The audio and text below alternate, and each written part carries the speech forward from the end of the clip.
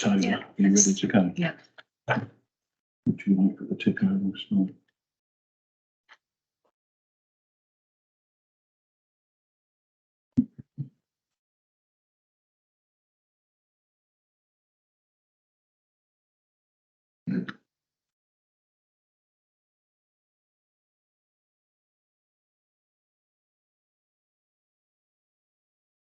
Okay, that's 7 o'clock. Good evening, everyone. Welcome to the Sheppey Area Committee meeting. I am the Vice Chair, currently in the chair, and I'll now hand you over to Janet Dart. Thank you. Good evening. Due to the sad passing of Councillor Ken Ingleton, a new Sheppey Area Committee Chair will need to be elected this evening. Can I ask if there are any nominations? I saw your hand first. I propose Councillor Mark Tucker. Okay, do I have a seconder? I'll second that. Thank you. Any other nominations? I nominate Councillor Jays. Councillor Jays, okay. I'll second Okay. Right, so if we do a vote on the first nomination, please. I'll go through and I'll do a recorded vote. I'll call your names out if you can say whether you are for, against or abstain. Councillor Booth. For. Councillor Braun. Councillor Harrison. Against. Councillor Jays. Councillor MacDonald. Councillor Marchington. For. Councillor Moore. For. Councillor Neal. For. Councillor No. For. Councillor Nundy. Against. Councillor Shield. I don't know if Councillor Shield's here. Councillor Tucker. For. Councillor White. Sorry, Councillor, I need to update my, Councillor Worcester, apologies. Against, sorry. Councillor Whiting. For. Okay. 7, 1, 2, 6. So we have 7 for and 6 against. So that is a clear majority. Can I ask the second nominee? Would you like me to carry out a vote? Okay, thank you. So I declare that Councillor Mark Tucker is the chair of Sheppey Area Committee for the rest of this municipal year. I'll pass over to the chair now, as that now we have a vacancy for the vice chair. Thank you. So let me elect a vice chair. Is there any nominations for the vice chair, please? Councillor Booth. Thank you, Chairman. Happy to nominate Councillor Peter. Thank you. Seconder. Thank you. Councillor Nundy. I nominate Councillor Jays. Thank you. Seconder. Thank you, Councillor Worcester. Okay, so again, do record your votes? Yes. So would you like me to do that? Unless you're happy with it. Yeah, I'll read Yeah, it. please, Yes, thank that's fine. Councillor Booth. For. Councillor Braun. Councillor Harrison. Against. Councillor Jays. Councillor MacDonald. Councillor Marchington. For. Councillor Moore. For. Councillor Neal. For. Councillor No. For. Councillor Nundy. Against. Councillor Shield is absent. Councillor Tucker. For. Councillor Worcester. And Councillor Whiting. For. 6, 7. So that's again 7, 6. So there's a clear majority in favour. Thank you. So a clear majority. Councillor Neal has been elected vice chair. Thank you, Councillor Neal.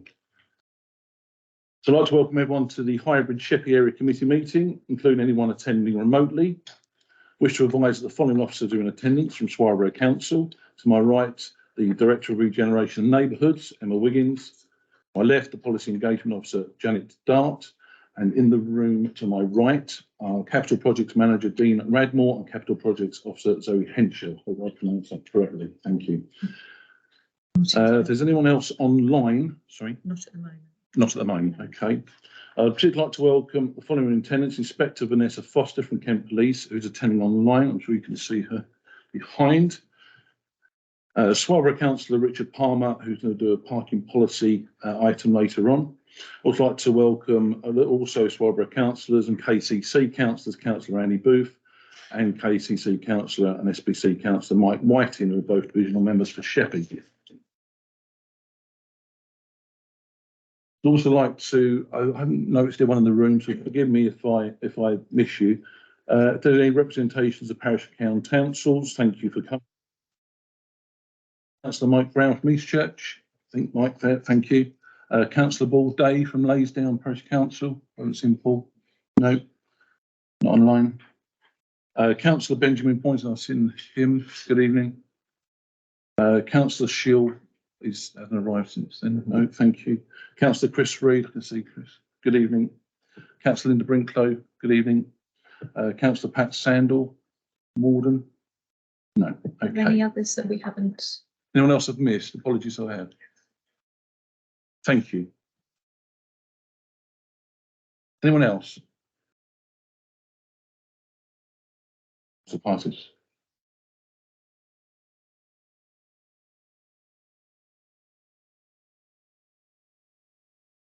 Any members or officers in physical attendance with an electric device to mute it to avoid feedback, please. And any remote participants to keep their cameras and microphones off unless they wish to speak, as this can affect the quality of the meeting. And this meeting's been live webcast and the recording stays on the council's website. If you could please raise your hand if you wish to speak, and I invite you to speak in turn. Could they please state their name and the organisation they represent in the room, and likewise online. Anyone remotely, please remove their microphone until they speak and indicate on the IM if they wish to speak. Thank you. Finally, emergency evacuation. Please aware of evacuation procedures to follow in the event of an emergency. There's no scheduled test of the fire alarm during the meeting. If the alarm does sound, please leave the building quickly without collecting any of your possessions via the fire exits straight through where you've just come from. If you do require a building, please make an SBC officer aware of any special needs. Any arrangements can be made in the event of emergency. Everyone okay? Perfect. Agenda item 3, apologies for absence, Janet. I've received no apologies for absence tonight. Thank you. Any for Ashley? Is he okay? No. Okay. Declarations of interest. Thank you. Yeah. Next, the declarations of interest. Any declarations for the meeting this evening? Item 5.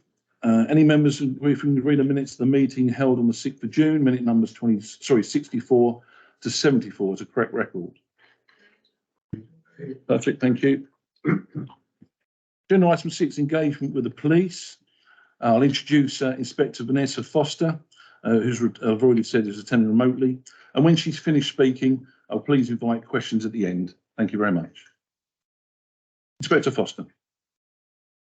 Good evening, everyone. Thank you for inviting me to the meeting. What I wanted to do really was give you an update on our new neighbourhood model that went live June this year, whereby we've allocated a dedicated officer to every ward within Swale, but that will go across the county. It's a force-wide initiative whereby we're trying to put neighbourhood policing back in the bedrock of the community. As you might be aware that we took away quite a few of the PCSO vacancies and replaced them with warranted officers. So far, it's been a challenging time because we hit the peak demand of the summer. And of course, Paris coincided that, which lays down Sheppey and the holiday parks, whereby we need additional resources. What I'll do is I'll just talk you through a little bit of the initiatives and some of the data. And then, like we said, we'll invite any questions that come thereafter. So the neighbourhood model that went live in June was to give us early identification of vulnerability and exploitation within the community. By having a dedicated ward officer or beat officer, it means that we can gather that intelligence, engage with the community quicker, build a better picture and ensure that we can start our problem solving sooner. It also allows us two-way communication with the community. We launched a mobile device called My Community Voice, whereby the police will put out interests such as burglaries or crimes or events that are going on in the local area. And what we encourage people by using the app is that we get a two-way communication on the things that we put out to the community, that people can then feed back information through the alerts that we put out.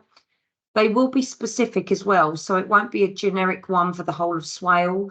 We tend to target specific postcodes in relation to the things that we want to discuss.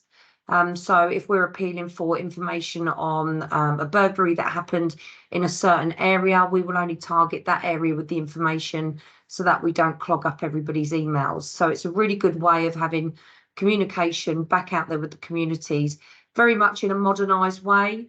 However, that doesn't negate that the beat officers will look up their wards when they come in on duty, look at the issues that have taken place while they've been off, and then they'll go back out into the community and do good old-fashioned door knocking, house to house, and build up relationships that way to understand the issues that are going on. So far, the department is only staffed at 50% from the go live date. There is now an uptake facility where the vacancies have now been advertised. And with the uplift in our recruitment, we will look to bring new probationers once they're fully trained and experienced in the response world. They will come across and take over into the beat world so that we can get up to full strength. As well as the beat officers, we have another team called the Neighbourhood Task Force. That team is designed to come in for longevity of problems. So where a beat officer identifies something that might be a little bit more out of their depth for one person, this team of 1 sergeant, 4 PCs and 2 PCSOs will take over the problem and see it through to a conclusion that we deem has either solved the problem or put it back into a manageable state for the beat officer. We also have a child-centred policing team, whereby that's 1 sergeant, 2 PCs and 2 PCSOs that will focus on the vulnerabilities of youth within the community. What we have been focusing on over the summer primarily is our nominated GRIP hotspots, one of those being in Sittingbourne, incorporating the High Street and the retail park, and the other one is in Sheerness around the High Street and surrounding areas. Those areas have been deemed to have the most recorded violent crime. And when I say violent crime, it doesn't sound as bad as the term violent. What that might mean is it's more recorded crime than other areas. And for a high street, you would generally expect that. Those sorts of GRIP hotspots will be mimicked all across the county. But what it allows for us is that the Home Office give us better funding to problem solve, have a presence and actually tackle the issues in the area. Over the course of the summer, I've dedicated 7 officers every day per day for the last 3 months. So I've had 24/7 coverage between the neighbourhood department and the response department to make sure that we are in those zones at the temporary times and dealing with the issues that are raised. What we then do is bi-weekly, we review the analytical data in relation to those problem areas and see what we put in those 2 weeks is working and what we might have to do to change our approach to ensure that we keep the statistics down to a low. And with that, we're engaging with the public as well, because those are the spots which are identified to be the more problematic areas. And we want to make sure that we're involving the public in some of the problem solving. So therefore, we did perception surveys this summer. We went to shopkeepers, retail parks, asked those people what they thought the issues were, how they thought we were dealing with it, and suggestions of ways of dealing with it. What we have seen is we've seen 67 recorded crimes within that area, which compared to a rolling year is down nearly 26%. So having this dedicated money from the Home Office, the dedicated patrols in the area and using the analytical products, it certainly made an impact in those problematic areas. What we have noticed a slight increase in, particularly over Sheppey, and I expect some of you might even raise that, on our unlawful encampments over the summer peaked. That isn't unusual, but this time it's been a significant rise for us. We've worked quite closely with local law enforcement, the council, highways, and we've been really impacted in dealing with them pretty quickly.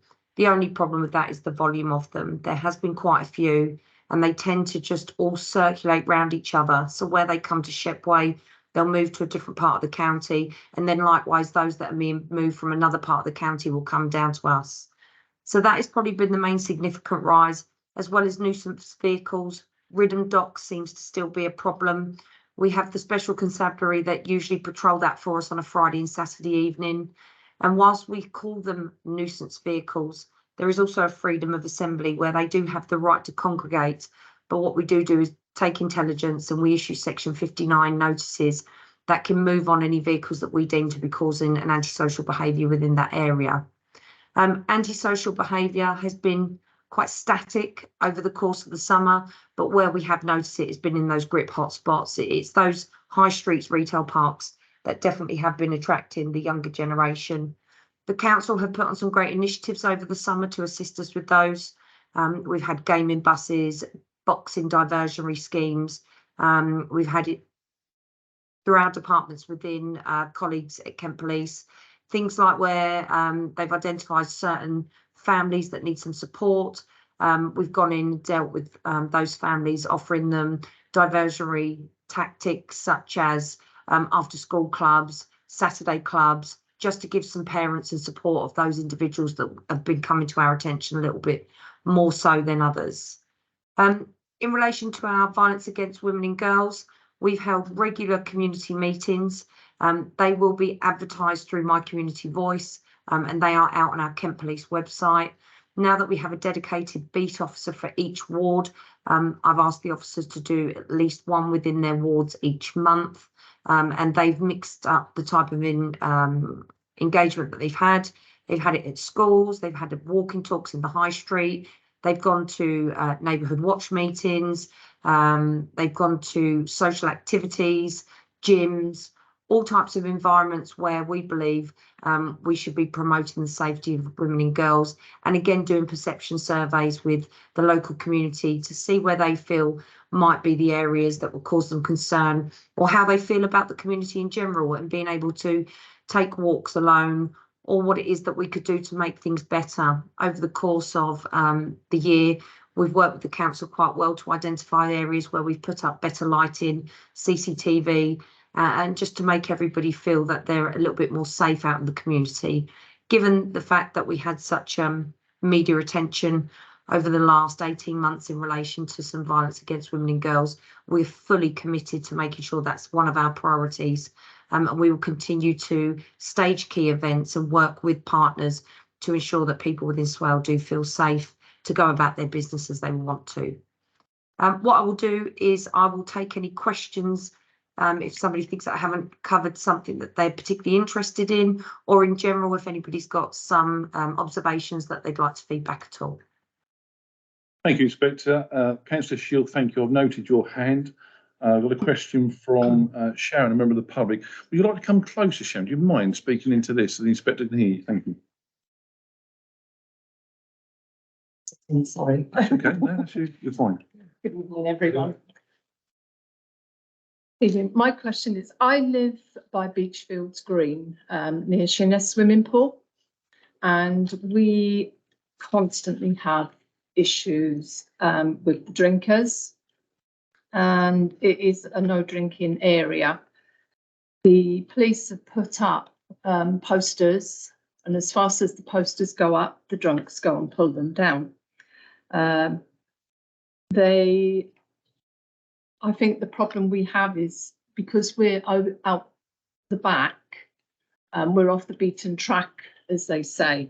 They tend to think they're not being noticed. We have this day and night, and now the evenings are drawing in. It is getting worse because they think you can't see them, but you can hear them. We're constantly reporting this, along with the teenagers as problems as well. The seafront has recently become a racetrack for the kids on the motorbikes. They race up and down the seafront. Then they come round, they come past us, go up and cut up the side of the swimming pool, or worse, down the alleyway towards the Broadway. But obviously you've got pedestrians up there as well. We've had a few near misses. I've constantly reported these incidents. On occasions we have had police come out within, sort of a certain time, but other times we don't, or they come out when they've all gone. The other problem we have is that where we've got they often congregate up under these canopies, so they've got a view of the police car coming. And we have said on many occasions, leave your police car down and walk, because as soon as they see the police car, they run off through the little rat runs or up over the seafront, and you don't get them. What else we got?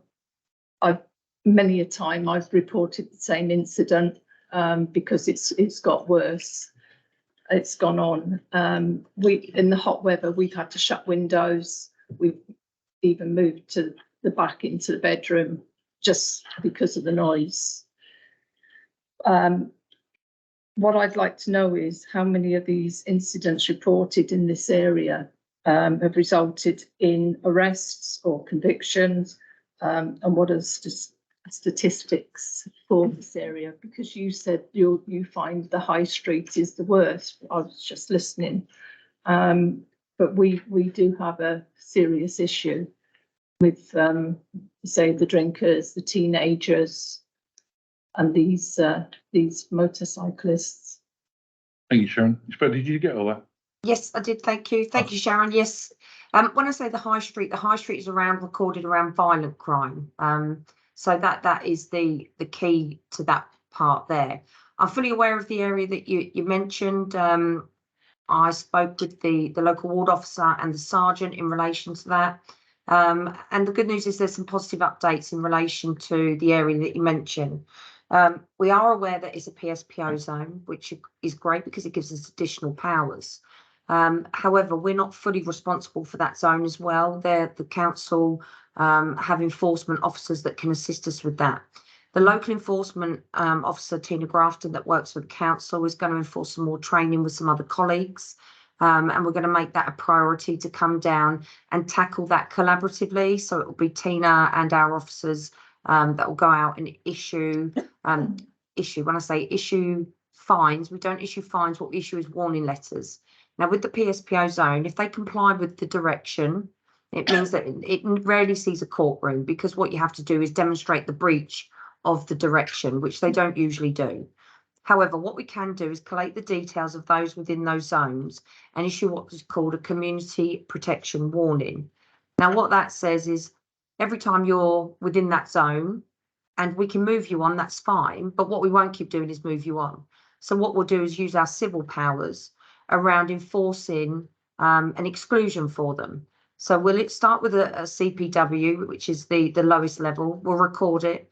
And then when we patrol it again, if we find the same people that are using that area to breach the PSPO zone, is we'll go to a community protection notice. That gives us more powers, and it gives us a power of an arrest. So when we get that, it means that we can tackle it a little bit harder each time. But for street drinkers, yes, I get what you're saying. Where you live, that is going to be a frustration, quite annoyance. And sometimes you will get a police response if our neighbourhood team is on that particular time. Our response teams will be dealing with something a little bit more life and limb type issues. So yes, you might not get anybody once you call in. It would probably be for us to pick up when we're back in on duty. But what we have got is we've got a plan in place to deal with it. And the signs that you refer to were stickers, I believe.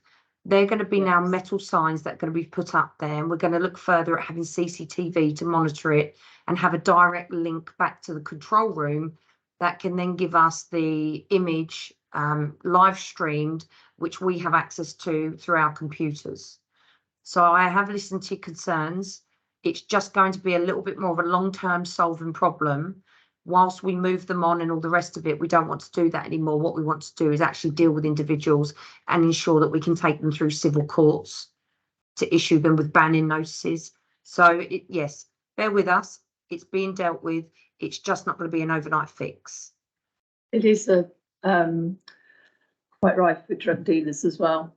Again, because they're off the beaten track again, they come round, and quite late into the night, you get the cars coming up, and some have even mingled in with the swimmers when the people are picking them up in their cars. We've often seen the cars parking up and then picking the kids that are dealing the drugs. Because they all sort of blend in. Nobody knows if they're picking their swimmers. So we do have a drugs problem around there as well. Okay, I've got, like I mentioned earlier, I've got a neighbourhood task force. They parade from Sheerness Police Station. They do a lot of plainclothes work as well. So it would seem to me that this would be something that would be right up their street to go out on foot, not in the cars, like you rightly point out. If we go in the cars, it's a beacon, is that we might as well just scream that we're coming. So we can change some tactics, some times, and what I'll do is I'll get the sergeant to link in with you to sort of, I've got the data of your call log, so I understand when you're calling in, but it would be quite evident if we just have that conversation outside of this meeting to get those key times as you perceive it, so that I can dedicate that patrol to go at those times. Yeah, no, it's fine. So a lot of the time Friday over the weekend is one of the worst times. You notice them out more. They are there during the week. And I have spoken to Ali. Yeah. Ali Homeless. Yeah, I've got her number. She's given me. I don't like to call her, but I have got her number and I have spoken to her. Thank you, Sharon. Does that answer your question? Yeah. Sorry, Inspector, did you want to just finalise? Yeah, it's a case of, it's one of these where it will always be, we can go in and hit it hard, it won't solve the problem. It's about getting the message out, dealing with them, and you want them put through the courts to solve the problem. And that's what the aim is to do with these, because they'll pop up. The problem is they'll pop up. We move them from yours, they'll go somewhere else. The problem is dealing with the individuals and not moving a problem. So we will get there, and we know about it, and I can guarantee you that it's in hand. No, I totally understand. Thank you, Inspector. That, so. Thank you, Sharon. Thank you very much. Thank you very much for your question. Thank you very much. Thank you. Thank you. Jill. Good evening. Thank you. Hopefully you can hear me. I'm remote tonight as I'm on holiday, but thought it was really important that I do attend. Thank you for attending, Vanessa. I've got a couple of items that I wish to bring up. A couple of weeks ago, on my way over to the Communities Committee at Swale House, I was caught up in an incident at Queenborough train station, whilst a man had exposed himself on the train full of children and college students. He then got a stapler out and assaulted 2 young girls. 999 was called several times. It took over an hour for us to get a response. A grade 2 response, Kent Police's target is 55 minutes. When the officers arrived, they'd come from Maidstone. And that's why it took them so long to attend. They said that our patrols were caught up in an incident. Now, this isn't community policing, this is county policing. At no point should the island be left without a patrol car. It really shouldn't. It's got such a large population. We've got 3 prisons, and yet quite often we're left without patrols. On Saturday, I called 999 4 times due to an incident going on down at Queenborough Seafront. The Coast Guard attended. They called 999 because they were being verbally assaulted. We had nearly 15 jet skis out there. A young boy was knocked off of his paddleboard. I told the control room that we've got the rapid deployment camera up, only later to find out that that's been up for 2 weeks and actually doesn't work. So it's absolutely pointless being there. At no point did we get any police attendance, and I was at the scene for 3 hours, patrolling with residents to help get children out of the sea and keep them safe. It isn't community policing. At no point in the last 6 weeks over the summer holidays have I seen our community policing team at all. And Queenborough's busy, very busy. We've got the RDC up, it's not working. We're not getting officers. It's sad, really. Thank you, Councillor. Quite a lot there to unpick.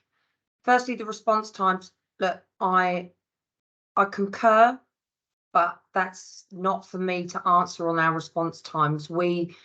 If you're telling me it was a train station incident, what I can put that down to, and you're telling me that the officers came from Maidstone, that will be a British Transport patrol, no doubt. They patrol the incidents that go on the Network Rail. So that would be the only, and I'm surmising on what you said, but that would be my take on it, is that they have come from Maidstone and it's a British Transport. That's what it will be deemed as, a British Transport incident. And that will be why the response probably took a little bit longer. they don't have a dedicated patrol in Swale. Their nearest one will be Maidstone, I believe Northfleet and Ashford would be the other ones. And that would be redirected through our call centre to their call centre. If I'm mistaken by that, then I would have to research it. I can only say that that would be my take on it. In relation to Queensborough, we're working quite closely with lots of different partners around the jet ski issue. Now, the jet ski issue, I can't deploy officers into the water to sort that problem out. It's a Coast Guard-led initiative who have more powers than we do to deal with those jet skis. And yet everybody continues to come to the police. My sergeant goes to those meetings.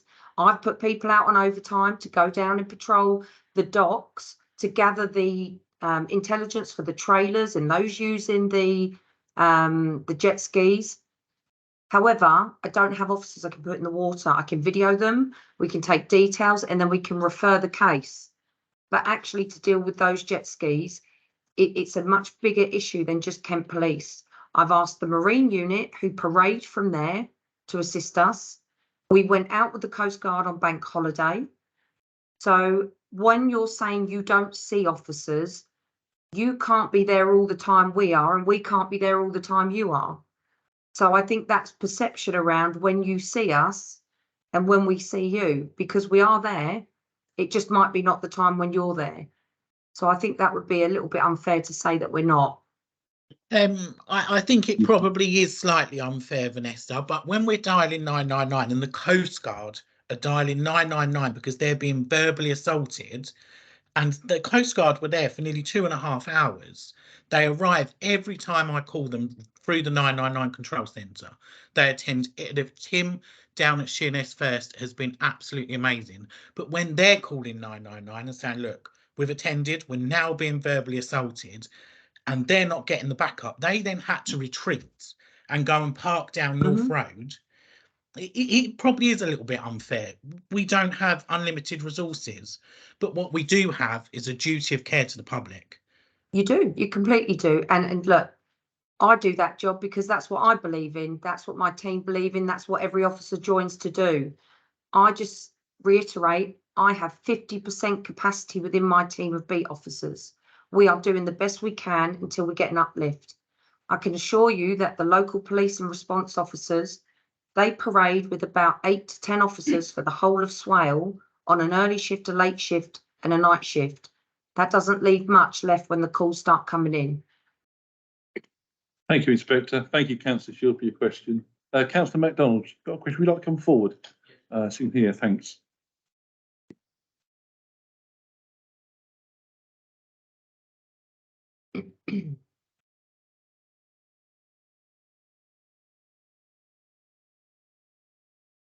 Yes, good evening. I've got two very serious issues.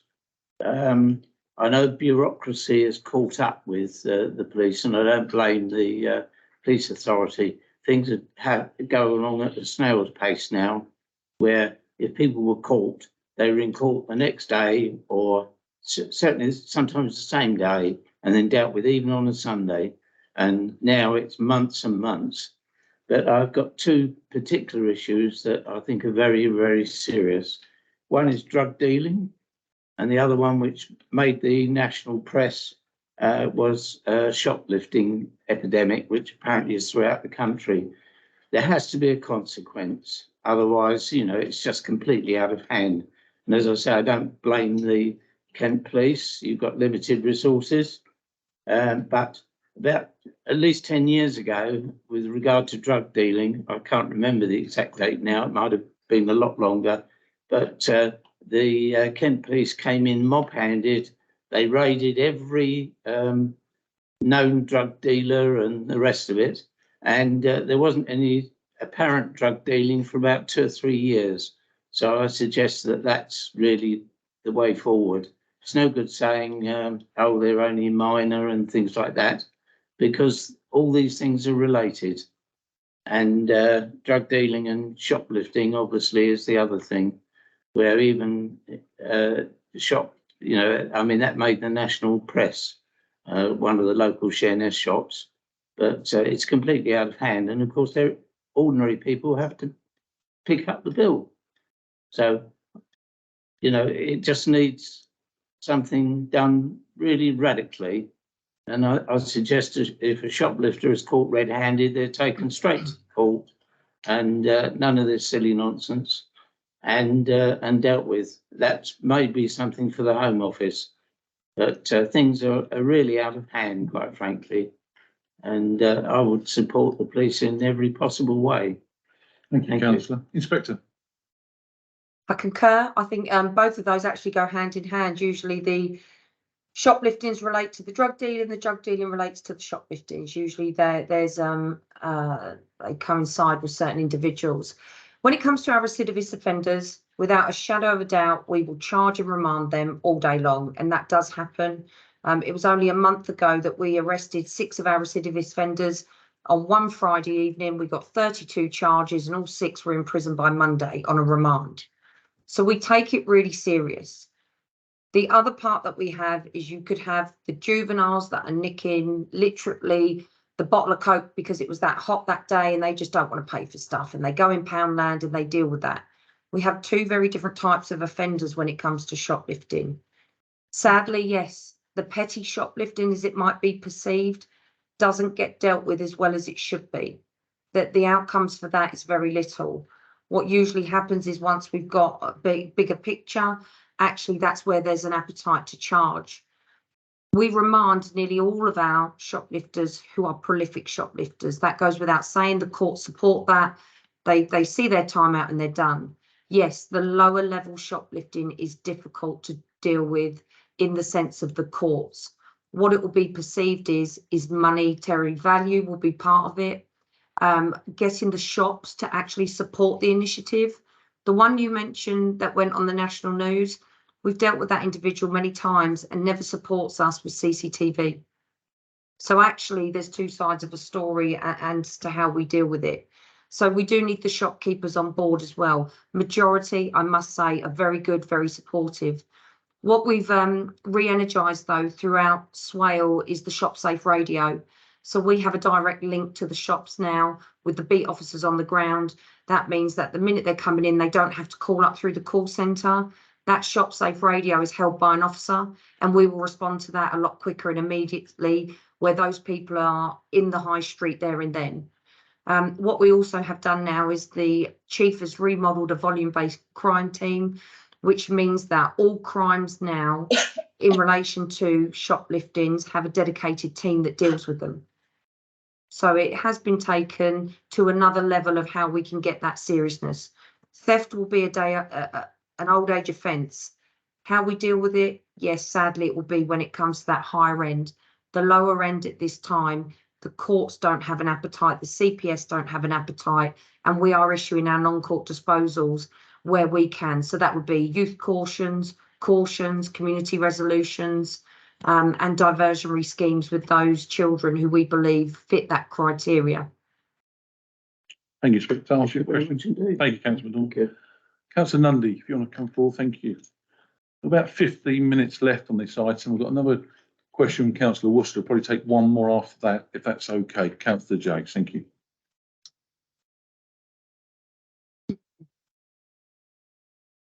Hi, thank you for coming tonight. Do appreciate input from the police. So one of the biggest issues for crime in my ward, which we find out about at the monthly parish council meetings, is actually domestic abuse. Now, you spoke about violence against women and girls earlier, and I'm really pleased that you're putting up extra street lighting because that will make people feel safe. But at the moment, I'm actually more concerned about the victims that don't feel safe in their own home and have nowhere to go. They don't feel comfortable coming to you. They don't want to phone the police because historically, and still going on now, the police, quite frankly, are poor at dealing with domestic abuse. The conviction rate is low. Victims don't feel supported by the police. They don't feel safe. I've met quite a few domestic violence victims. None of them feel comfortable going to the police. And they all tell the same stories about how they aren't listened to. The police don't take their accusations seriously. The investigations drag on for months and months and months, and they're continuously asked, you might as well just drop this. And they're asked that by the police. They're there to serve people and keep them safe. And I don't think that's happening at the moment. So I appreciate some of the stuff you're doing to tackle on-street violence against women and girls, but for goodness sake, do something to protect people that are terrified in their own homes, Thank you, because councillor. it's just not acceptable. Thank you. Inspector. Yep, we have a vulnerability department that actually deals and tackles with domestic abuse. It's a team which has been heavily funded over the years and been invested in with many officers so that we have that coverage. When you say about domestic abuse, it's definitely one of our priorities. You can see it in our Kent control strategy. And it will probably be the one call where you dial 999 and that is the one you'll get the response to first. It's a priority. Now, when you say that people are uncomfortable reporting to us, that makes me sad, because that is, like you say, that's where we're meant to protect people. When it comes to reporting, they don't have to report just to us. There's many agencies out there which we, in fact, as part of our safeguarding, will signpost people to. There's Strategia, which is one of those in the council. You've got all the national campaigns. So there's many outlets that people can report it if they don't feel comfortable to us. However, you are right. Conviction rates at times can be low. There'll be twofold for that. One will be the perpetrator will be quite controlling in their behaviour, and that will be against the victim. The victim will not always engage. So we have what's called evidence-led policing now.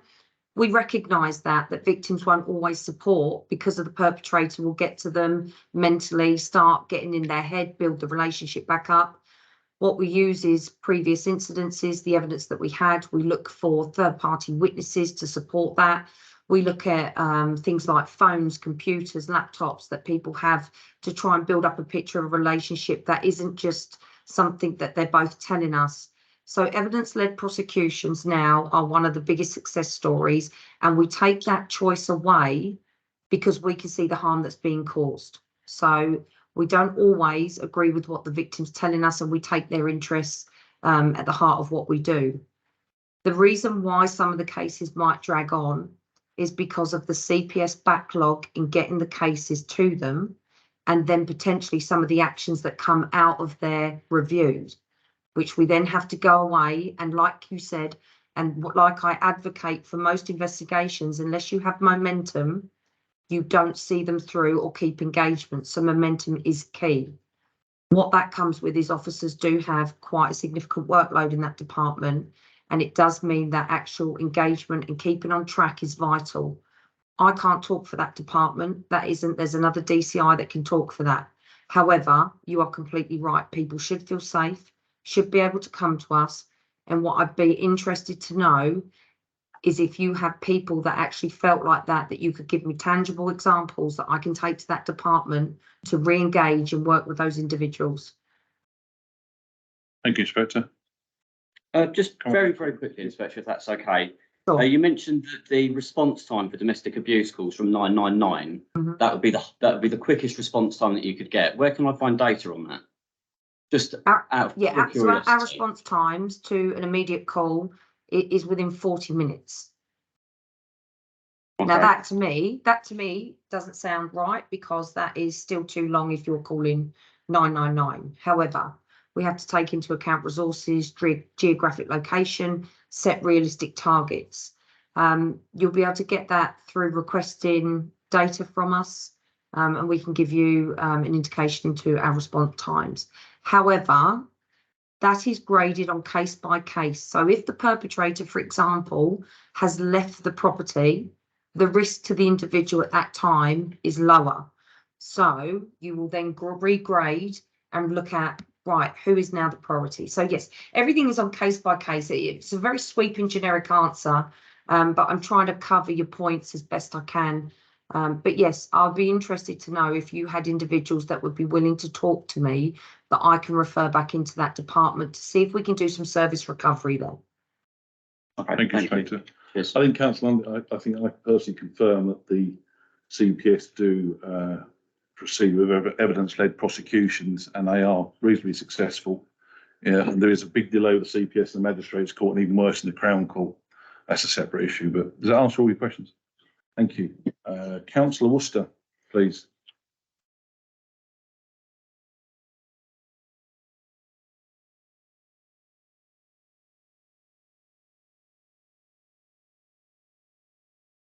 Good evening, Inspector. Congratulations for your new appointment to community policing in Swat. It's nice to see you. We've heard some really nice things from the officers who work under you. That's lovely to hear. Can I just check a few things that you said in your initial introduction? You said that at the moment the county has got 50% coverage on. You're saying Sorry, that oh, okay. 50% of wards in the county have got a ward PC, have they? Sorry, the department is at 50%, but what we have done is you're meant to have a beat officer per ward. For the time being, some of those officers are covering 3 wards until we get the additional officers. So I think that's on Sheppey is really extreme to expect our ward officers to be able to then get to a monthly meeting with regards to violence against women and girls, because that obviously isn't happening. That's not happening here. We're not having regular attendance as much as we'd like from our ward PCs. And if they are attending, they're attending in their own time, which I find particularly not acceptable for their working practices. Very much so, like I don't find it particularly useful that Kent police officers are made to still single crew on response. That in itself is unacceptable, when actually these are our friends, these are our families, and these are our neighbours potentially putting themselves in the most harrowing positions on behalf of their community, and they're doing it by themselves. And I can't see how that serves community policing in any way, shape or form. I've been contacted separately by 45 residents only on the basis of advertising that there is going to be a policing input to this meeting. And that's too many questions. That's too many questions to ask. So I'll put it down to the one which I saw as the most important, which is at the moment, residents never asked for super nicks to be part of the Kent policing strategy. At the moment, the use of those custody suites, ours is Medway, our local one, that takes officers away from response and community work for sometimes hours and hours out of their shift.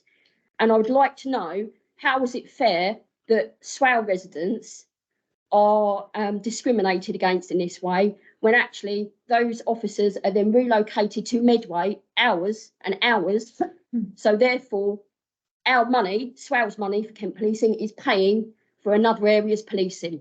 So, and last bit of that, I do apologise. If you can't answer these questions against strategy for policing in Swale, which I understand they like to push these things on uniformed officers, then with all due respect, I would like to know why the Crime Commissioner isn't answering for his poor policing strategy on Sheppey and in Swale himself, because he has introduced the largest increase in our council tax for policing, and our residents have seen absolutely poor little response for that uplift in their money.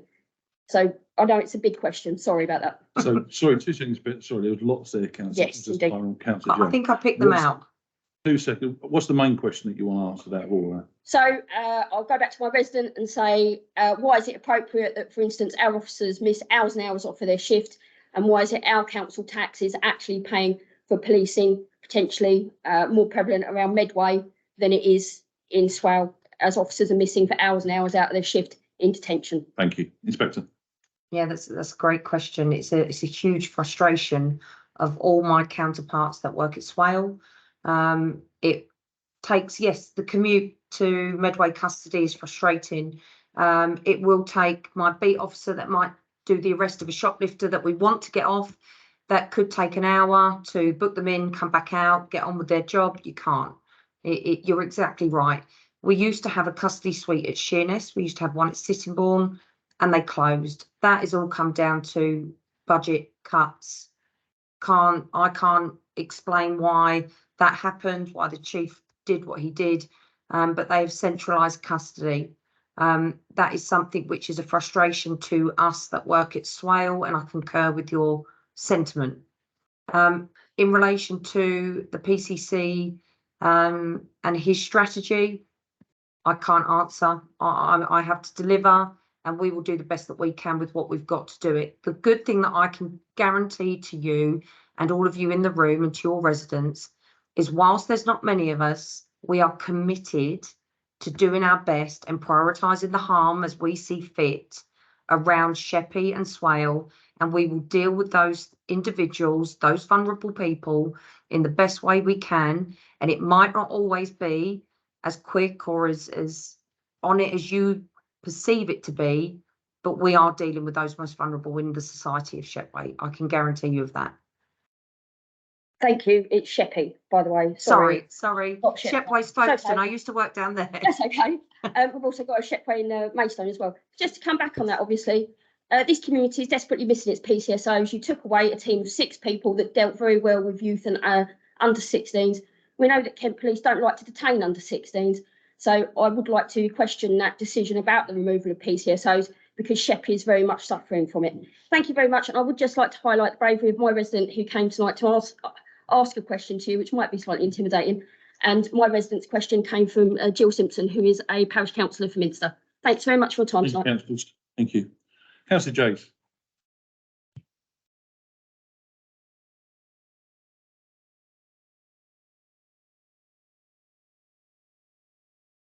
Hello, that's nice to see you again. Right. So my ward issues, I get a lot. Illegal noise exhausts. We need a cull on these every morning, every night. I'm just plagued by small-minded idiots who drive around making as much noise as they can, while others try to sleep. The health implications of this on some of my residents is catastrophic. Speeding helps, especially parents picking up children at schools. Drink driving, drug driving is prolific. Car meets, revving of engines, loud music and bass, drug taking and nitrous oxide. There's always canisters everywhere after these mates. Antisocial behaviour, smashing of community centre windows, breaking park and playground equipment. It's costing the council millions. Arson, we've had countless fires and no arrests made. And most of these, majority of them have been on council property. You mentioned the lack of policing, we're at 50%. Why the PCSOs weren't left while they rolled in police officers? It's ridiculous. It's constant changing of police structures and models. I had 8 PCSOs in 8 years. Just as they get up to speed, after a year, they're pulled away on a new assignment. We have school officers pulled away from schools. It's just not good enough. I wait for the 100% of community officers, and I hope it makes a difference. So is the question, we just need more officers. There's just too much going on effectively. We need better from our police and crime commission, yes. Inspector? Yeah, no, I understand. The PCSOs, yeah, that was a sad day. I was at Medway running the biggest community safety unit in the county, and I had about 30 PCSOs in bits. Yes, that was a sad day that unfortunately a lot of them got made redundant. They had to look for other jobs. Again, not my decision. So when I'm working in the department and my staff's going, I feel the pain of it, the community felt the pain of it, and here we are, okay? I can't odds that. Again, take that up, sadly, with the chief constable if you feel that strongly. However, we have got 50%, and in Swale, I have, without a shadow of a doubt, the best officers on the ground. Now, I could give you 100% in my department, and I could say that, oh, well, great, I've got loads of people. Doesn't always make it better. What I've got at the moment is the best that I can have within the constraints of the force that I've got. So those people are working tirelessly, hard, listening to complaints, which they get, that's their job. They do a lot of good work. That isn't recognised enough by some of the public. Some of the support from councillors here, I would ask that half of what you tell me isn't recorded, isn't called in, and the other part is to support some of what there is that we do and explain some of the challenges that we face, because we are trying and we are delivering. It isn't an expectation that we can manage of some of the public or indeed yourselves.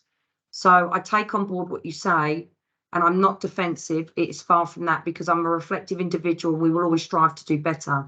But with what we've got, I'm quite content with where we're at. But there is a lot of work to do. I agree. Thank you, Inspector. We can't fault the officers on the ground. Thank you. I've got nothing left on this section. This is only a very quick question from anyone. I'm happy to let the officer leave. Happy. Thank you very much, Inspector, for attending this evening. I'll let you log off and get back to what you need to get back to. Thank you very much indeed. Yeah, thank you for all your questions. Look, the feedback is a gift. It's important that we have these engagements. And please attend your local ones with the beat officers because they're keen to work with you, and that's really important, to work with you in the community. Thank you all for your time, and I'll see you on the next one. Thank you, Inspector. Good evening. Thank you.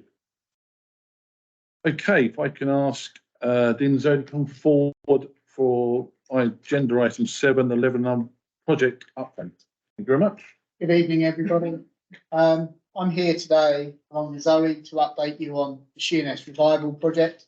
I'm sure many of you are aware of it. I'll just wait for Janet. Are you able to bring up the slides, Janet? I think that's the one. So can I just check with Councillor Shield, can you hear okay online there? Yeah, I can hear. Perfect. Thank you very much. Thank you. Okay, on to the next slide, please, Janet. So just to remind everyone, I'm sure everyone's fully aware. So our bid was successful back in January of this year, primarily because Sheerness was identified as one of the 100 priority areas eligible for the bid, but because the bid comprised of improvements to both health, education, leisure and employment opportunities. The bid comprises of 3 main projects. One is the regeneration of Beachfield site. One is the expansion of Sheppey College, and the third and a smaller element of the project is a conversion of the garages to workspace at Master's House. So that is a phase 2 of the work, the good work that has already been done into the main building in Master's House. On to the next slide, please, Janet. So I will speak about each project in turn and identify what we've done up to now and also what we're going to do going forwards. So Beachfield's regeneration, the expansion and reconfiguration of the Healthy Living Centre and the Leisure Centre incorporates an outdoor gym, will be created along with hard and soft public realm improvements throughout, not all, but some of the Beachfield site. The current GP facilities will be increased and relocated so that access will be better. Public realm improvements will range from the entrance to Beachfields by the station or opposite the station and lead right the way through to the leisure building itself now. Next slide, please.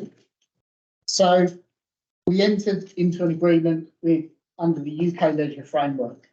The UK Leisure Framework carries out activities throughout the country, as the name suggests, primarily on leisure centre and leisure activities.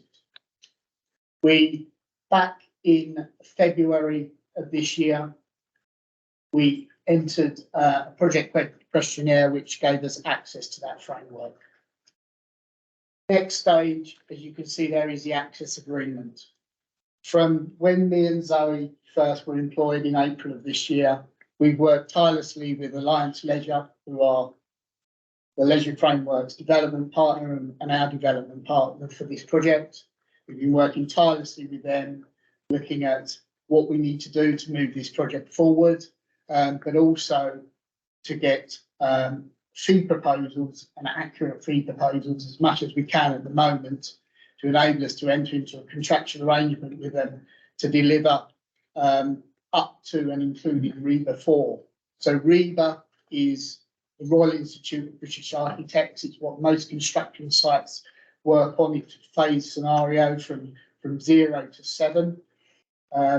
Stage 4 is detailed design of the project. So it's about de-risking the project as we move forward from where we are now.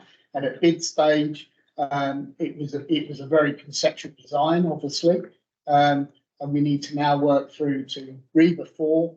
And at that stage, we'll be able to go out to tender. One thing that we've done this time is engage with Alliance Leisure to bring a contractor early into the design element of the project.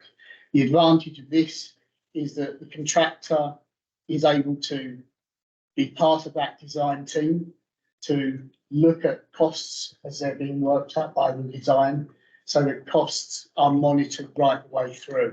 Otherwise, we would get to the end of REBA 4, put a tender out, not knowing what the costs were likely to be. And as we know, the market is fairly volatile still at the moment in terms of construction costs. The final phase that is shown on that is the delivery agreement. That is the final stage that we would sign up to just before we entered into tender for that construction contract, so the actual build contract element. Next slide, please, Janet.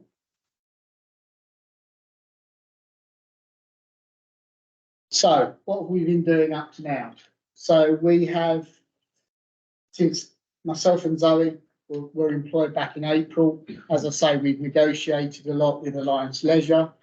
We have carried out an early contractor involvement selection process to ensure that the contractor that is now on board was suitable for the work. They had a lot of experience in the leisure field, and they were also competent in what we needed them to do. That process was completed back in August, and we're now moving forward into that final stage of that access agreement, which is a contractual arrangement. Slide, please, Janet. So just to give you an idea, the UK Leisure Framework uses a development process which is very closely related to the REBA process that I described earlier. So it follows the phases. As you can see, you get more cost confidence as you go through.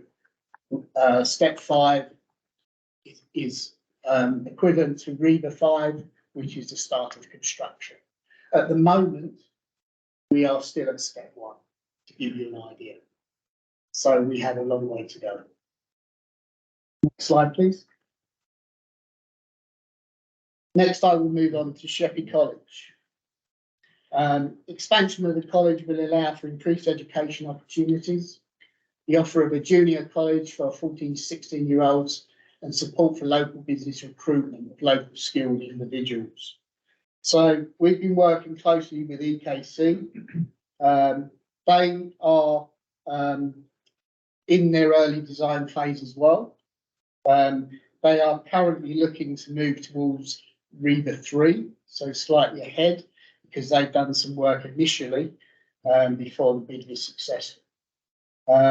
We are already having conversations with them because the element of the public realm for the college and the element for the public realm where it meets beach fields and outside the station is a really important to draw people into that area, whether you're going to the college or whether they're going to the leisure centre. So there's a lot of collaboration already going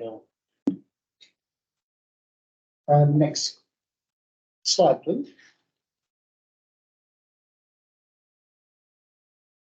This slide relates to the conversion of workspace at Master's House. This is the smallest project of the 3 projects. As I said earlier, the good work done for the main build as part of phase 1. This element is the phase 2 element, which includes the garage area, conversion to workspace, Class E workspace. It also includes putting solar PVs on the roof of the main building to decrease energy consumption. It also includes some small outdoor works as well as some new fencing around the site. We have recently carried out a tender selection process and are now just making final contractual arrangements to appoint a consultant for project management, employer's agent and quantity surveying services to oversee the development of that.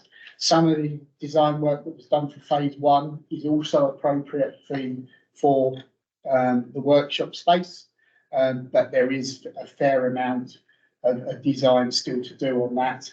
And there is also a BREEAM requirement, which again is a sustainability requirement that is a requirement for this second phase of the works.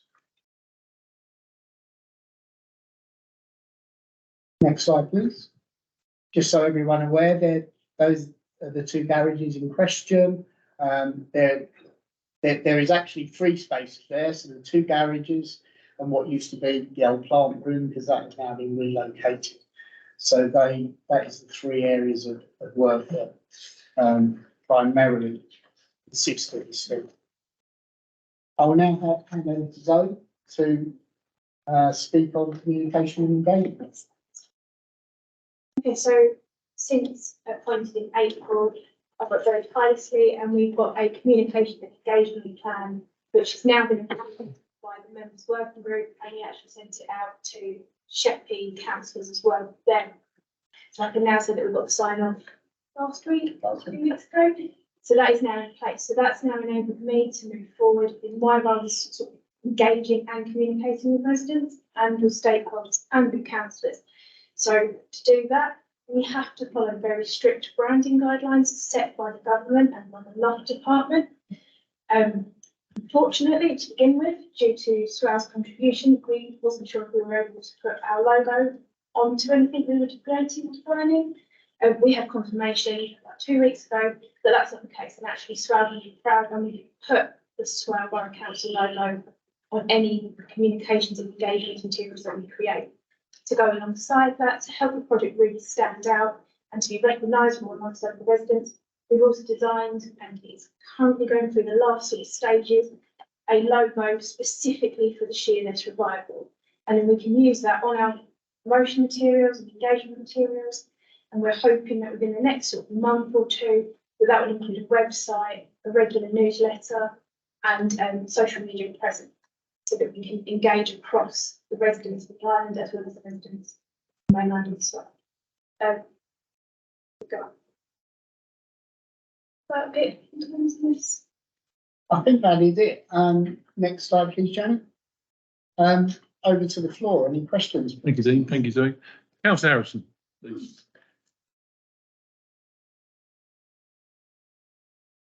Two questions. Number one, the timeframe was very tight. The councillors, did everybody else, had to put their bid in by a certain date, and we would provide by a certain date. That date slipped quite considerably, months. But when we put our bid in, it was, you tell us yes or no here, and that's how long we've got to build it. Now that slipped. Have Love agreed, D-Love, sorry, agreed an extension to build? Because if they're still expecting us to produce within the same time frame, them having slipped it by several months, that would not be very fair, because it was very tight to begin with. The second question is, the costs were very tight when we put our bid in. We put in for the max 20 mil. When we put in, inflation was not at 10%. So are we going to have a problem delivering the project, bearing in mind the massive increases in everything since that time? Thank you, Chair. Thank you, Councillor. Thank you. So in relation to your first question, we have been engaging with DLUC from the beginning regarding the extension of time. Our local representatives, we've been discussing this with them. We haven't got anything formal from DLUC yet. However, we are led to believe that is coming very soon. Okay, so we haven't got that yet, but that is in the process of coming. Second question. Inflation question. Inflation. Part of bringing that contractor on board very early is to get more cost certainty as we move forward. Inevitably, things cost more, but we can manage that because we're starting at an earlier stage. If we got to the end of design and then went out to the market for a selection of contractors, I think we would find a much bigger problem than the route we've chosen to take. Now, that doesn't mean things may not be squeezed, but that can be dealt with during the design phase rather than left until the end and then realising we couldn't afford what we wanted to deliver. So I don't see that being an issue. One of the first things that we do need to do is carry out an extensive survey of the land and the existing building, which is highly weathered, as we all know, etc., etc.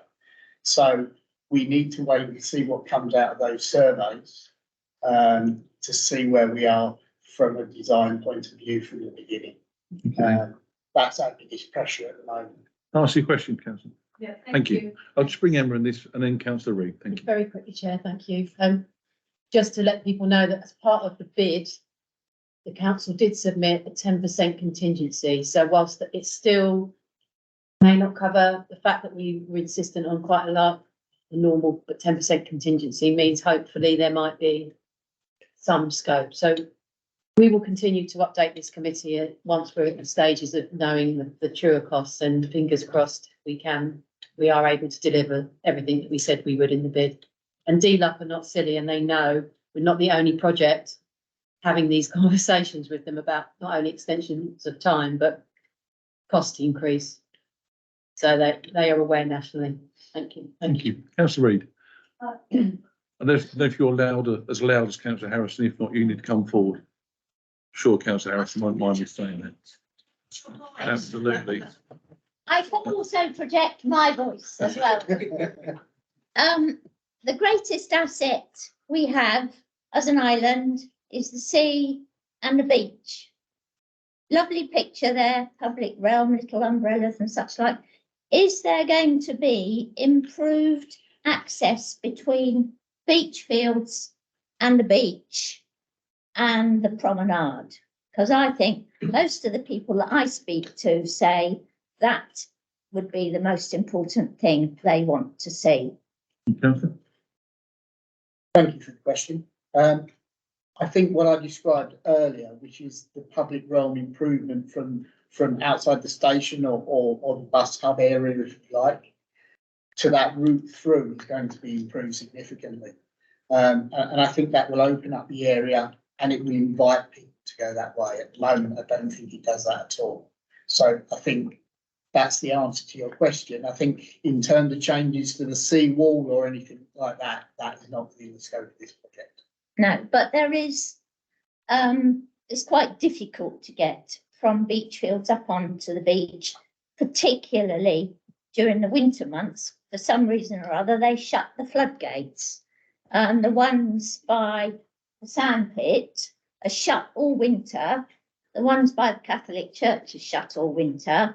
So you actually, because they're the only ones with slopes, the only ones that you can get up onto the beach.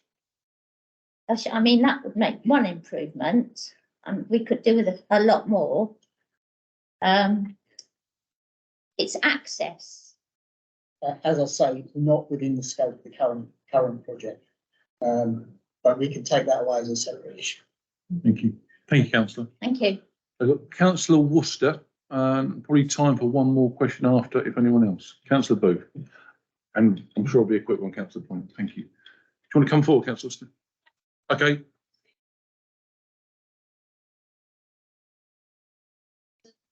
So the Bickley resident was, they've noticed as residents recently that the area that's concerned with the levelling up bid feels to them like it's not being given the priority in terms of maintenance and upkeep, like cutting the bushes back, making sure they feel safe, and social behaviour, damage to the paddling pool,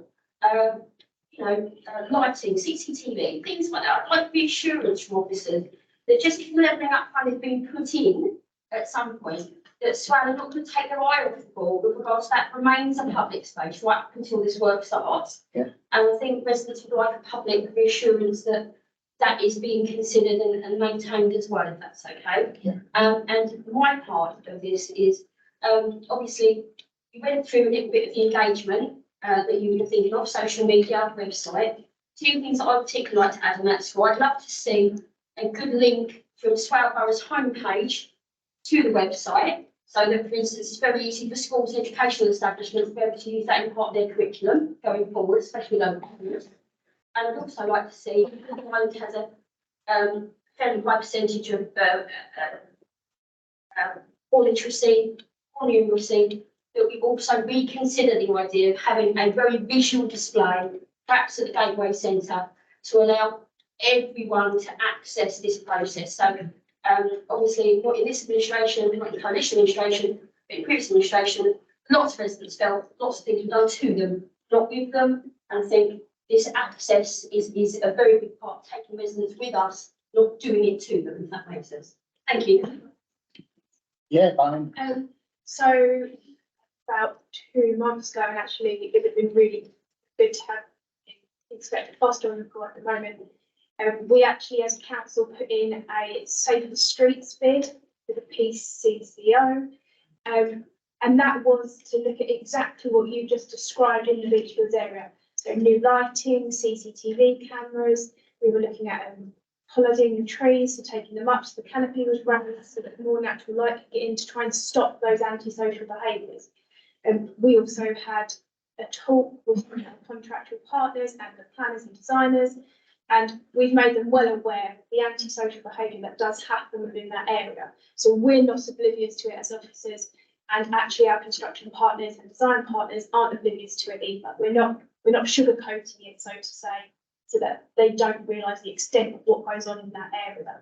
So hopefully with all those things that we are putting in place, moving forward, that antisocial behaviour, some of that sort of not nice things that happens in that area can be reduced, and hopefully the building will stand the test of time.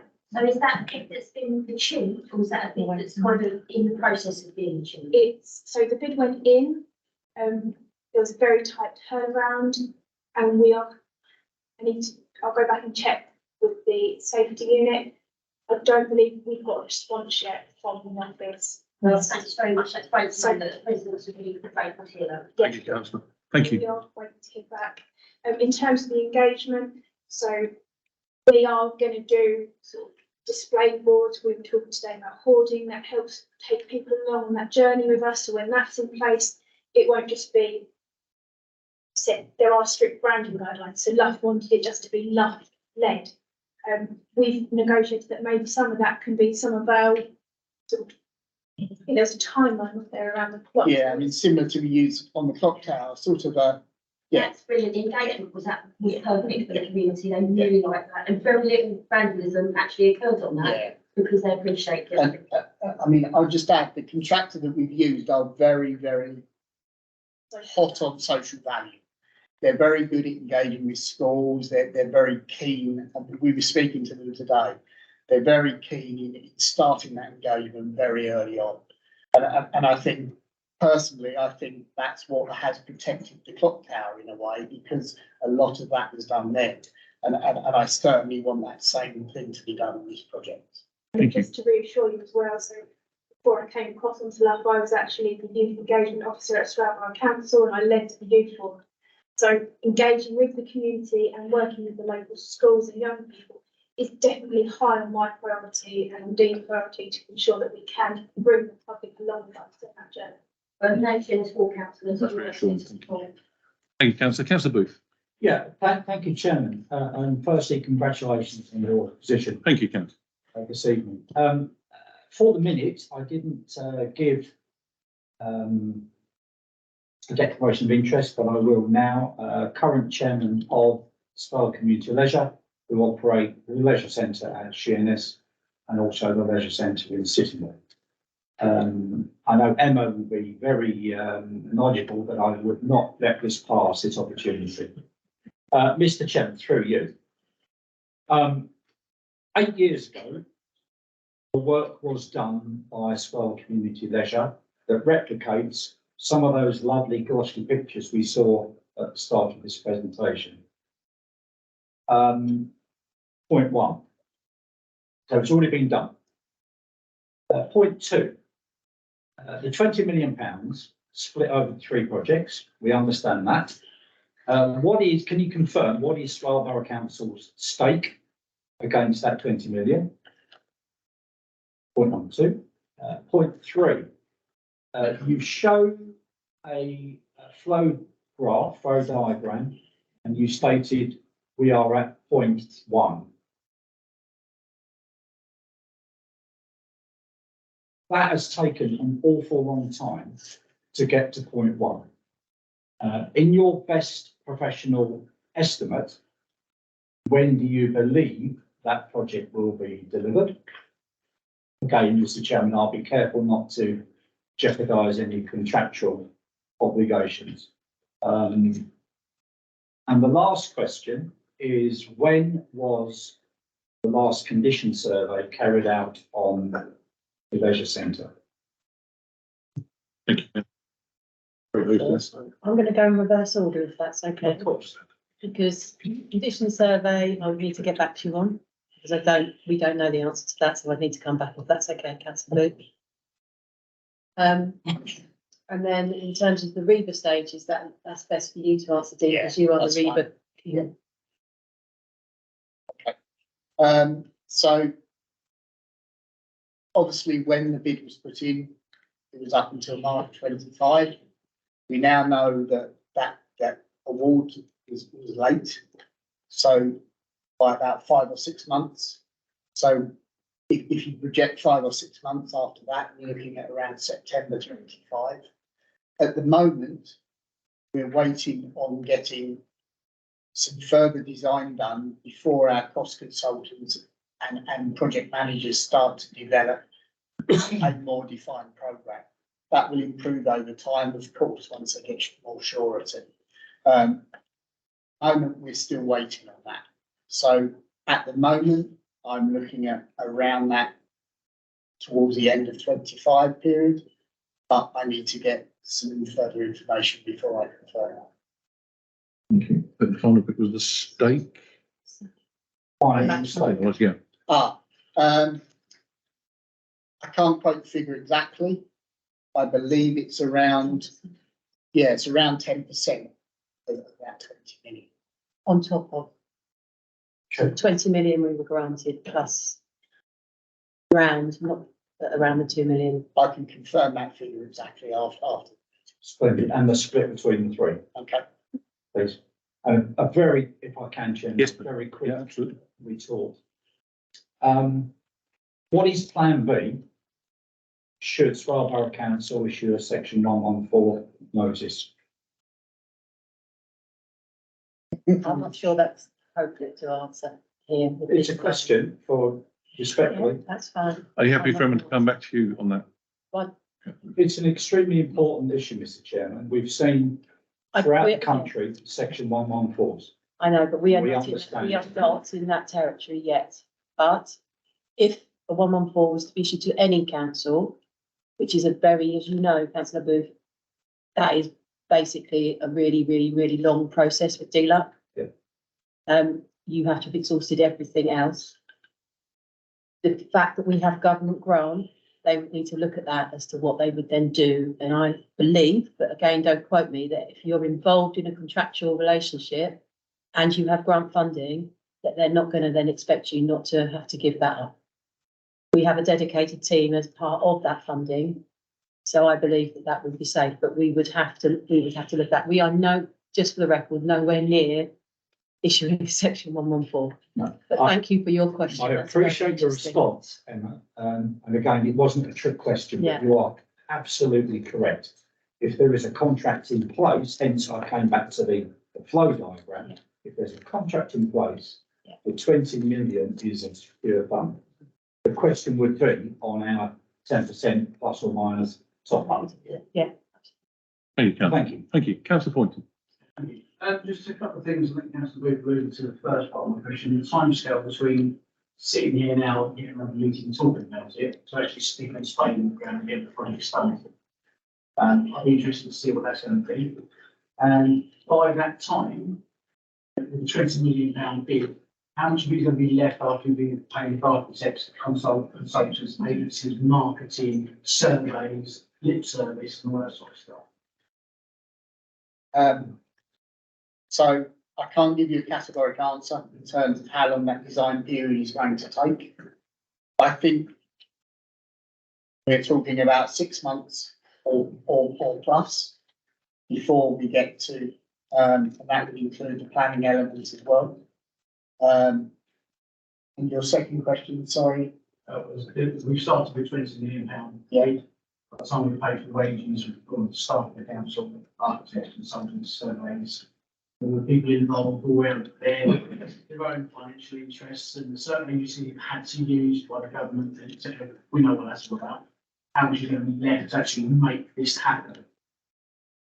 I can't give you those figures off my head now, but I can certainly get them.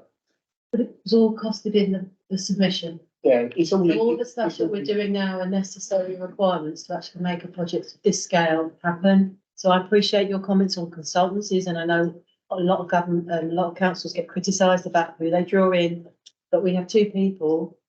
That's it. We need the resource of external contractors, QSs, design architects to be able to make the project happen. So we have tested the market.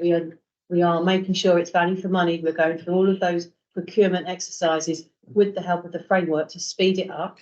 And ultimately, we are only using what we need to use to be able to get to that reader stage 4 and beyond, to be able to put that spade in the ground. Without that, this wouldn't happen. You need that resource and that sort of backup. We're all really excited to be able to put a spade in the ground. The team are out on site today, all very energetic. And as we say, I think we're crucial to get there. We will get there. And within the bid, all of these elements are costed. So delivery and the elements that we have talked to you about previously and what's going to happen is all part of the bid. So they hopefully within the cost parameters will still be delivered, which, you know, is really exciting. And to be fair, what Zoe said around the bid that we put in August that we actually were approached by the commissioner to do is a result of, and I've said to you before, this is just phase 1 of Sheerness Revival and the island as a whole. We've been able to lever in money already as a result of this because other people are aware that we are a priority 1 area. LUF funding has come and want to work collaboratively, which I said to you previously is what we hoped would happen.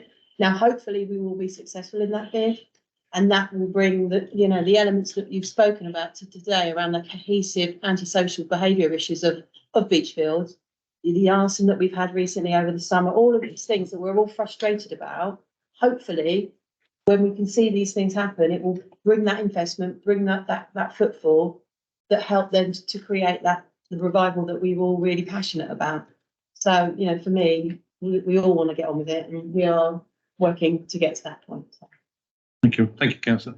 Councillor White, is it a quick one? Very, very quick, Perfect. because it picks up on something that was said earlier, that the college is at Reamer 3 now. Does the college need to wait for us to catch up before it can move to 4? No. And it can move on independently? Yeah. The projects are independent. I said earlier, the collaboration is the public realm element between the two, where the two join. Yeah. But no, they can progress at their own. And draw down their funds. Correct. Thank you. Thank you, Dean. Thank you, Dave. Thank you very much for answering all our questions. Much appreciated. Thank you very much indeed. Councillor Palmer, regarding the parking policy, if I can welcome Councillor Palmer to the meeting, who's the chair of the Community Committee of SBC. Thank you.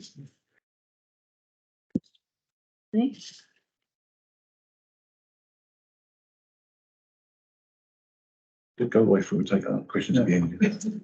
Any questions at the end, please? Thank you.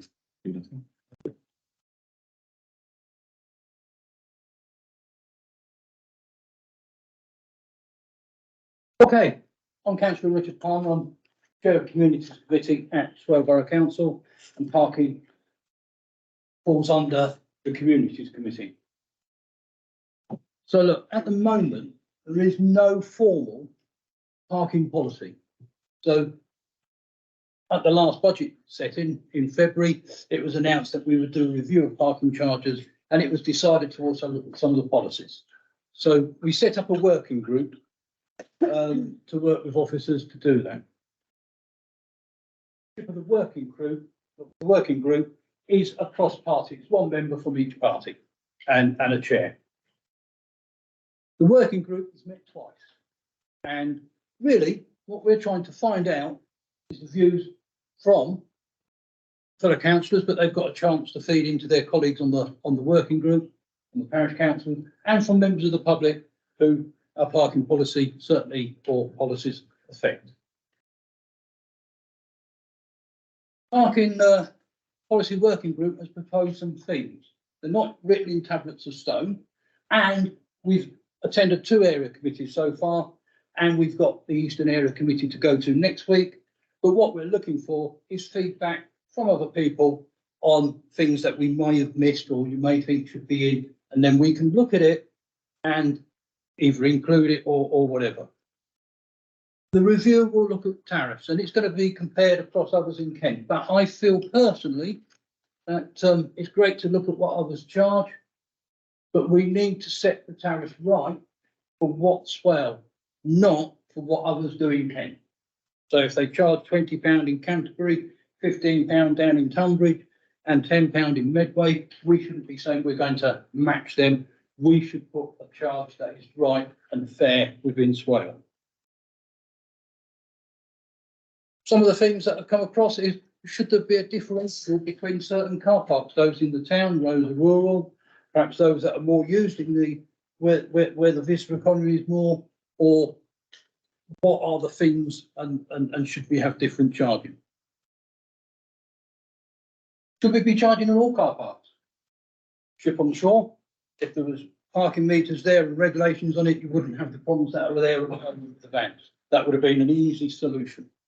But as it's been highlighted by one councillor, I think it was Councillor Neil, if you started charging it halfway, people popping in to pick up their takeaways would probably face a problem that you'd have more parking on the road. So we've got to think about sometimes the unintended consequences of the actions that may or may not be introduced. Review evening parking. You know, should we continue with evening parking? What are the different models that we can do, the tariffs, and we need to perhaps look at controlled zones. Should we be charging for motorbikes who park in car parks? Years ago, they didn't charge purely because it's a bit awkward to get a ticket and stick on a motorbike without someone removing it. I'm talking about the pay and display ticket. But it could be that motorbikes could be required to pay by hand. Or is it such a low volume that it's not worth bothering? It's them sort of things that have been fed in. As I say, nothing's written in tablets of stone. Mentioned earlier, we may have to consider controlled parking zones, permit parking. It does affect some areas where there's a car park, and some residents feel aggrieved because people are parking in the outside in the permit area to avoid paying in the parking at night. We're quite unique in Swale, or we with our machines at the moment, we take the lot, cash, card, app, whatever. So we have that already, and the telephone parking or telephone charging. But there are some car parks, if they're particularly small, or they're way out the way and subject to quite frequent vandalism, that they might be just pay by apps only. Set some principles to follow with enforcement, and consider the links to the climate emergency when we're looking at our car parks. The working group and officers have started work on drafting the policy, but we need people to feed into it. Fellow councillors, we need to look at it, and it will be going out to consultation in early November. Before starting work, working group would like the reviews of the area committees, so that's why we're here tonight, or I'm here tonight, and Janet will write down any suggestions and comments that you make, and that will be looked at early in October when the working group next meets. I mean, it's interesting. I like Councillor Booth's answer or question, reference the 114 notice, and yeah, Swale Council is nowhere near that. There are some councils, about 50 councils. Sometimes councils have to make very hard decisions.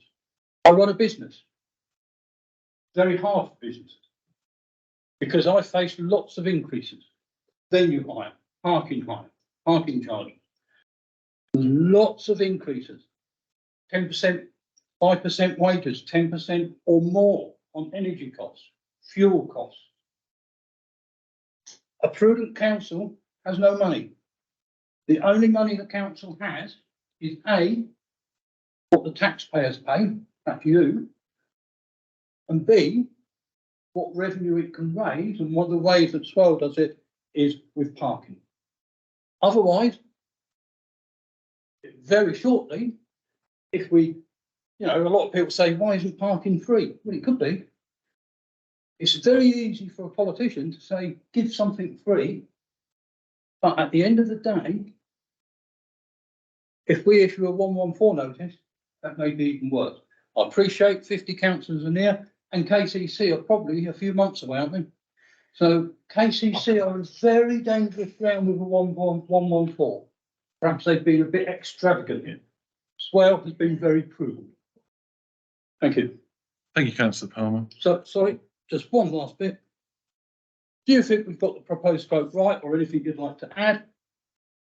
And tell us if you think there's anything missing. The chair will look round for the speakers and for you. First one I've got is councillor Marchington. Thank you. Thank you, Chair. As anyone wants to ask you to raise, so recently you put a car park ticket, now I don't kind of agree with the council. Yeah. I'm saying, telling my phone on it was a little slip that said if I was going to the Sheppey Manchester, it was I could actually hand it in and get the thing back that parking figure. Which I wasn't aware it could happen at any time. So the comment I'd like to make is I ask you to go back to the review working panel to ask if there's any way a similar sort of scheme could be introduced for registered volunteer groups. Because I get lots of letters from people with the same issue about extra cost they've got volunteering. And that's what stories that. You've raised two very good important points there, because you pay for a ticket. Many people I've heard saying councillors don't pay for tickets. Well, there you go. There's the prime example of someone who does. Even so, he probably got his feet back. No, But, all right, sorry. But it is I didn't realise that happened. I know it used to years ago when it was just car taken into a certain shop and they will give you a refund on what you purchased. But I've not seen that for years. I didn't know it was still about. It's something we can feed back, but I think we need an answer either way. Yeah, not today. I'm not expecting it to be a good thing to think with. Because you can do it when it's possible. It's proven feasible. Yeah, and I think it's very hard if you use the Ringo app. How do you get that? That's one of the things I was told. It's impossible to do that sort of thing with Ringo. But, It's not familiar with that. thank you very much. Thank you very much. Councillor Brinkley. Let's talk about two particular car parks. The one at Halfway and the one at Queenborough. The one at Halfway is by the Castle Connections. Okay. Yep. Now I know you will need to make money, and I don't know if you know who actually uses those car parks, but both of those car parks are used by either commuters actually, basically. We should have a car park at the railway. There is a large strip of land which belongs to a German company. I don't know if it's been taken back now by this Schenker, I think it's called. Now, I think that pressure should be put on to the railways, to the railway authorities, to actually open that as a car park and allow the Queenborough one to be used by the people who use Castle Connections. Now, the alternative is to charge the people in that car park because they are using it to commute to London or to day out. I mean, I use it. Everybody does it. Because there's 6 car parking spaces, which is not adequate, and one of those is a disabled one. So I think we need to do something. If we seriously want to get people out of their cars and using public transport, we need to actually provide places where the people can leave their cars. That's one thing. The other thing is a Halfway. Quite a few of the people that actually park their cars at Halfway are commuters. They go on the coach. It's very nice. They get free car parking. They go off to London, do their business, and then they come back. But they don't get free car parking as such. They don't pay.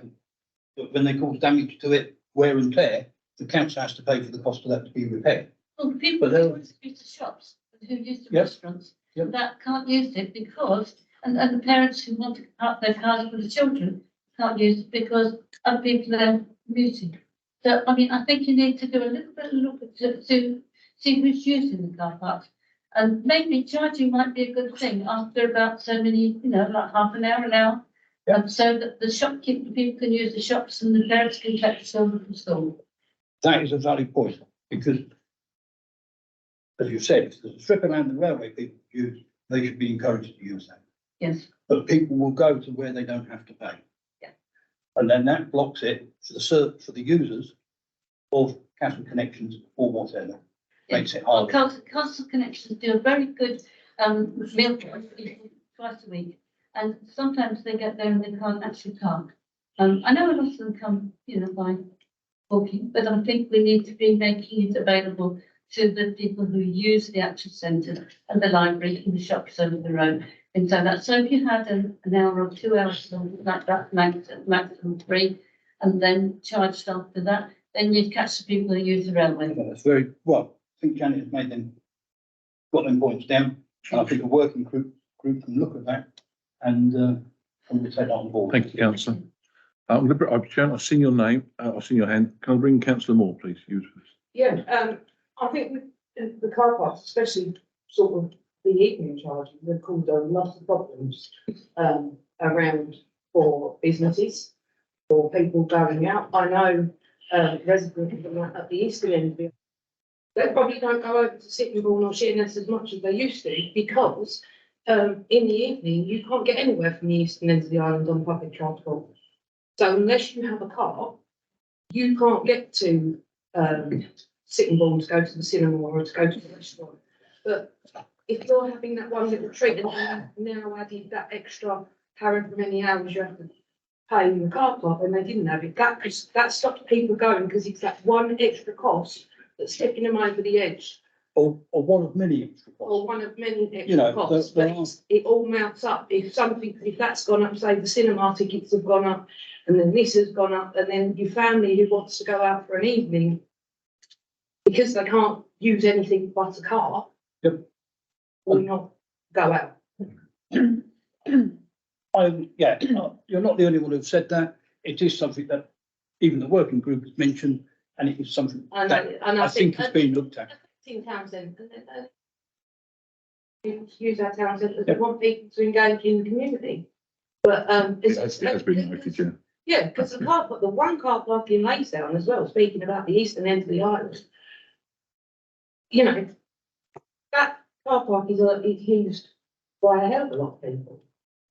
But how much it stops the local residents going out of an evening because they then have to pay now, it's it's that knock-on effect of all the businesses. And that's all been taken on board and looked at. Thank you for making the point. Councillor Nundy in Worcester, I'm going to let Sharon and John speak first. Is that okay? Then we'll come to you. Sharon. Yeah, similar thing, even in the parking lot. I live by the swimming pool, Sheerness Pool. Obviously, since they brought in the evening parking charges, and I believe they used to get the charge back, and they used to be able to get back to the pool. Is that right? Yeah. They've stopped that as well now. I live in Marine Heights at the dead end. And it's like Tesco's car park most nights. It's traffic back and forth. It's very limited on width. We get them coming into our private car park some nights. But since they've done the evening parking fees, they just park up anywhere. They park up in the hazard, the hazard boxes, rather than, if they don't want to go home, they take up all the disabled bays.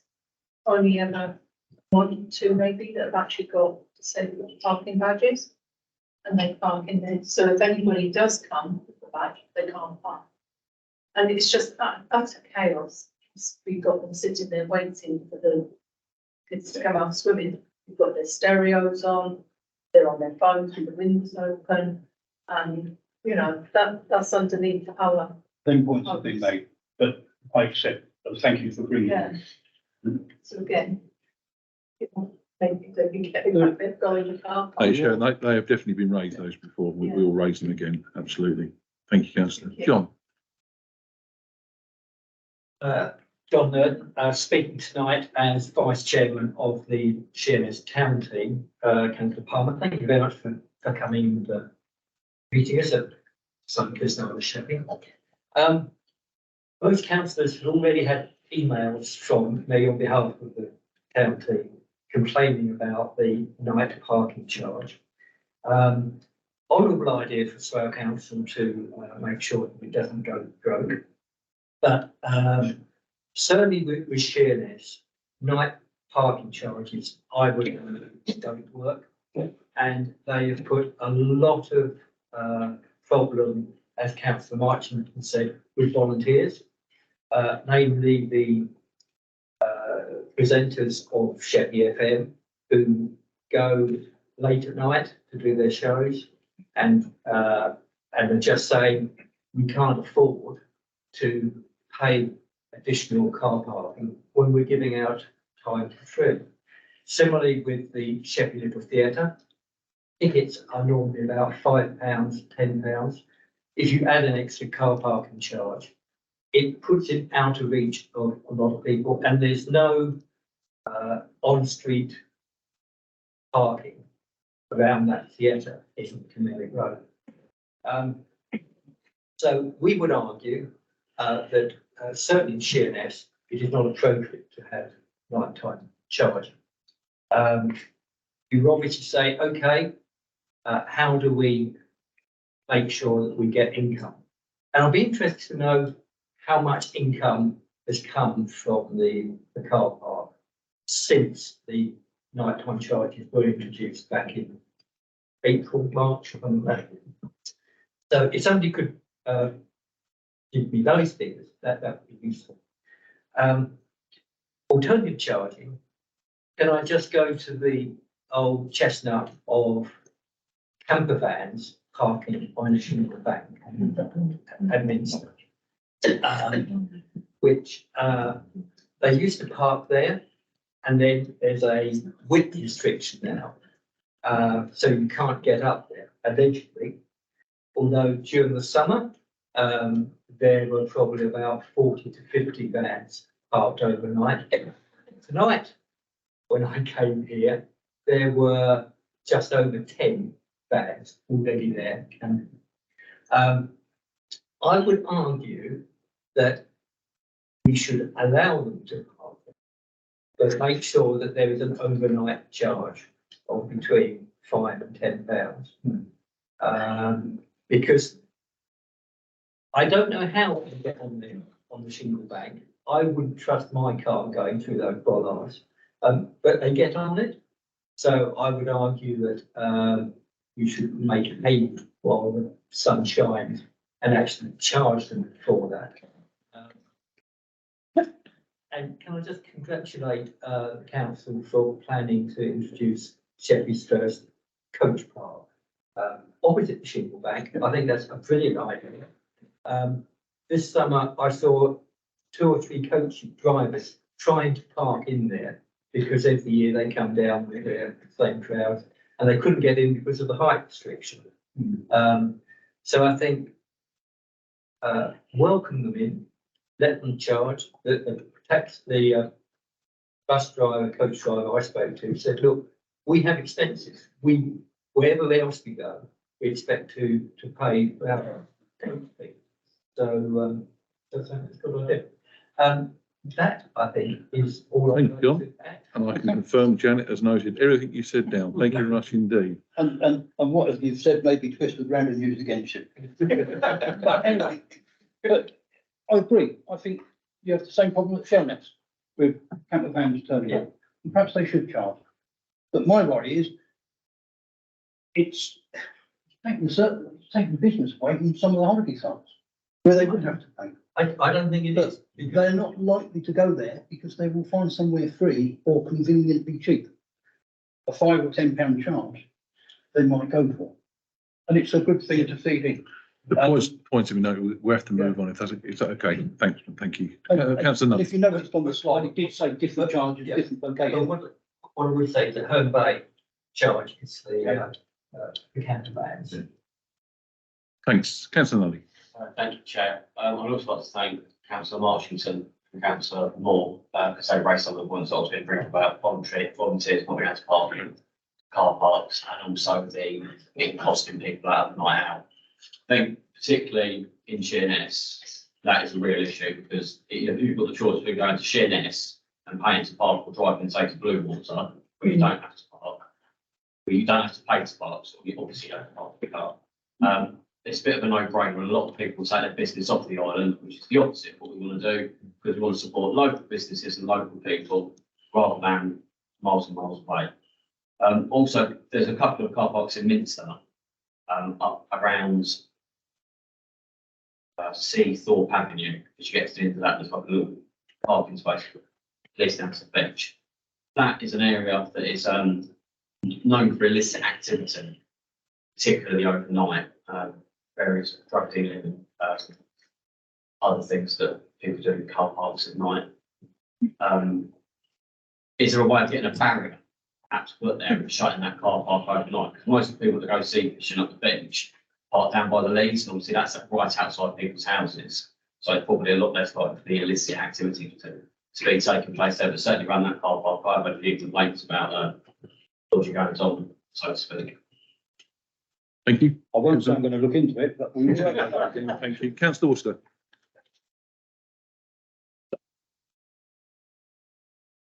We've all had representations about parking, and I welcome the fact that you're going to go out to consultation. And I'd like to see that, for instance, those groups that have already made representation to various councils should be perhaps targeted for consultation. The obvious ones are, for instance, Sheerness Swimming Club, Sailing Club, Sea Anglers, Blue Tits, all these people that, for instance, have already come forward and made their representations. I think they need to be acknowledged, and I think they're very brave for coming forward because parking is a huge issue that affects everyone. And in that respect, I've also raised with the active travel coordinator, Adrian, that there was a hugely underused area under the Kingsbury Bridge that at the moment is on-off traveller encampment territory, when in fact supporting that area a bit more could lead to supporting of that tiny railway station that may lead to less cars coming onto Sheppey. And also Swales planning rules that look at no town centre parking with planning applications that come into Sheerness has already worked against Sheerness in one respect. One planning application allows something like 10 extra flats in the town centre, no extra parking. Therefore, changing parking policy has meant that those developments have pushed that parking straight out onto roads.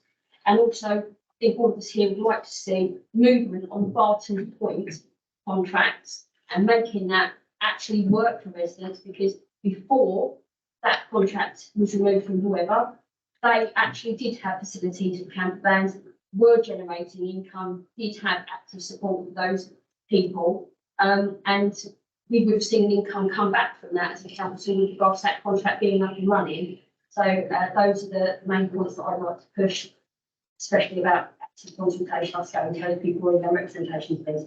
No, I think they're valid points. Thank you, Councillor. Going on to the consultation side of things, I think it's up to all councillors. When it comes out, you'll get a notification. You need to let your people know your wards. Parish councils need to know. The parish council needs to fully feed it out. And we're trying to send it around to as many groups as we can. But it's also up to parish councillors to alert as many people as you can. And I'm sure with your town team hat on, you will alert as many people as you can to feed into it. And hopefully we can get a policy and charging that is fair and equal across the board and everyone can support. Thank you, Councillor Palmer. Could I just bring in Janet briefly on the point? Thank you. Yes, Councillor Worcester, if you would like to email me the contact details of those groups, then I'll make sure that the consultation is sent to them. So I'll be happy to do that. Thank you. Thank you. Councillor Booth, as long as it's not about KCC. No, only a little snippet, Okay, Mr. Chairman. thank you. I need to respond Okay. to Very quickly, please. Richard. Please review the full council meeting at KCC today, in particular the leader's statement, and I'm sure that will fill you with more confidence. I'll leave it at that. I'm reading with interest. Fantastic, thank you. There's no jesting now either, it's reality. Gentleman in the centre, I don't think. I'm very sorry. Sorry, Councillor. Yeah, Sorry, I apologies. was trying to get that out of the way. These are quick snippets. Yeah, Sorry. yeah, yeah. That was the quick snippet. I think I understand what the council is trying to do. And I think we need to be extremely careful about what we wish for, Mr. Chairman. Extremely careful. A lot of people on Sheppey have been gifted over the years with free parking.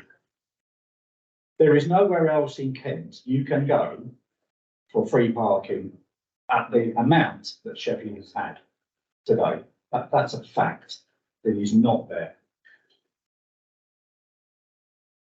Engagement with the railway network, I would suggest, it can be extremely difficult. They don't come forward and say, yeah, we use that to car park. Yeah, we can develop that. It's very, very difficult. Whilst it would be pleasurable, it's not easy. I'm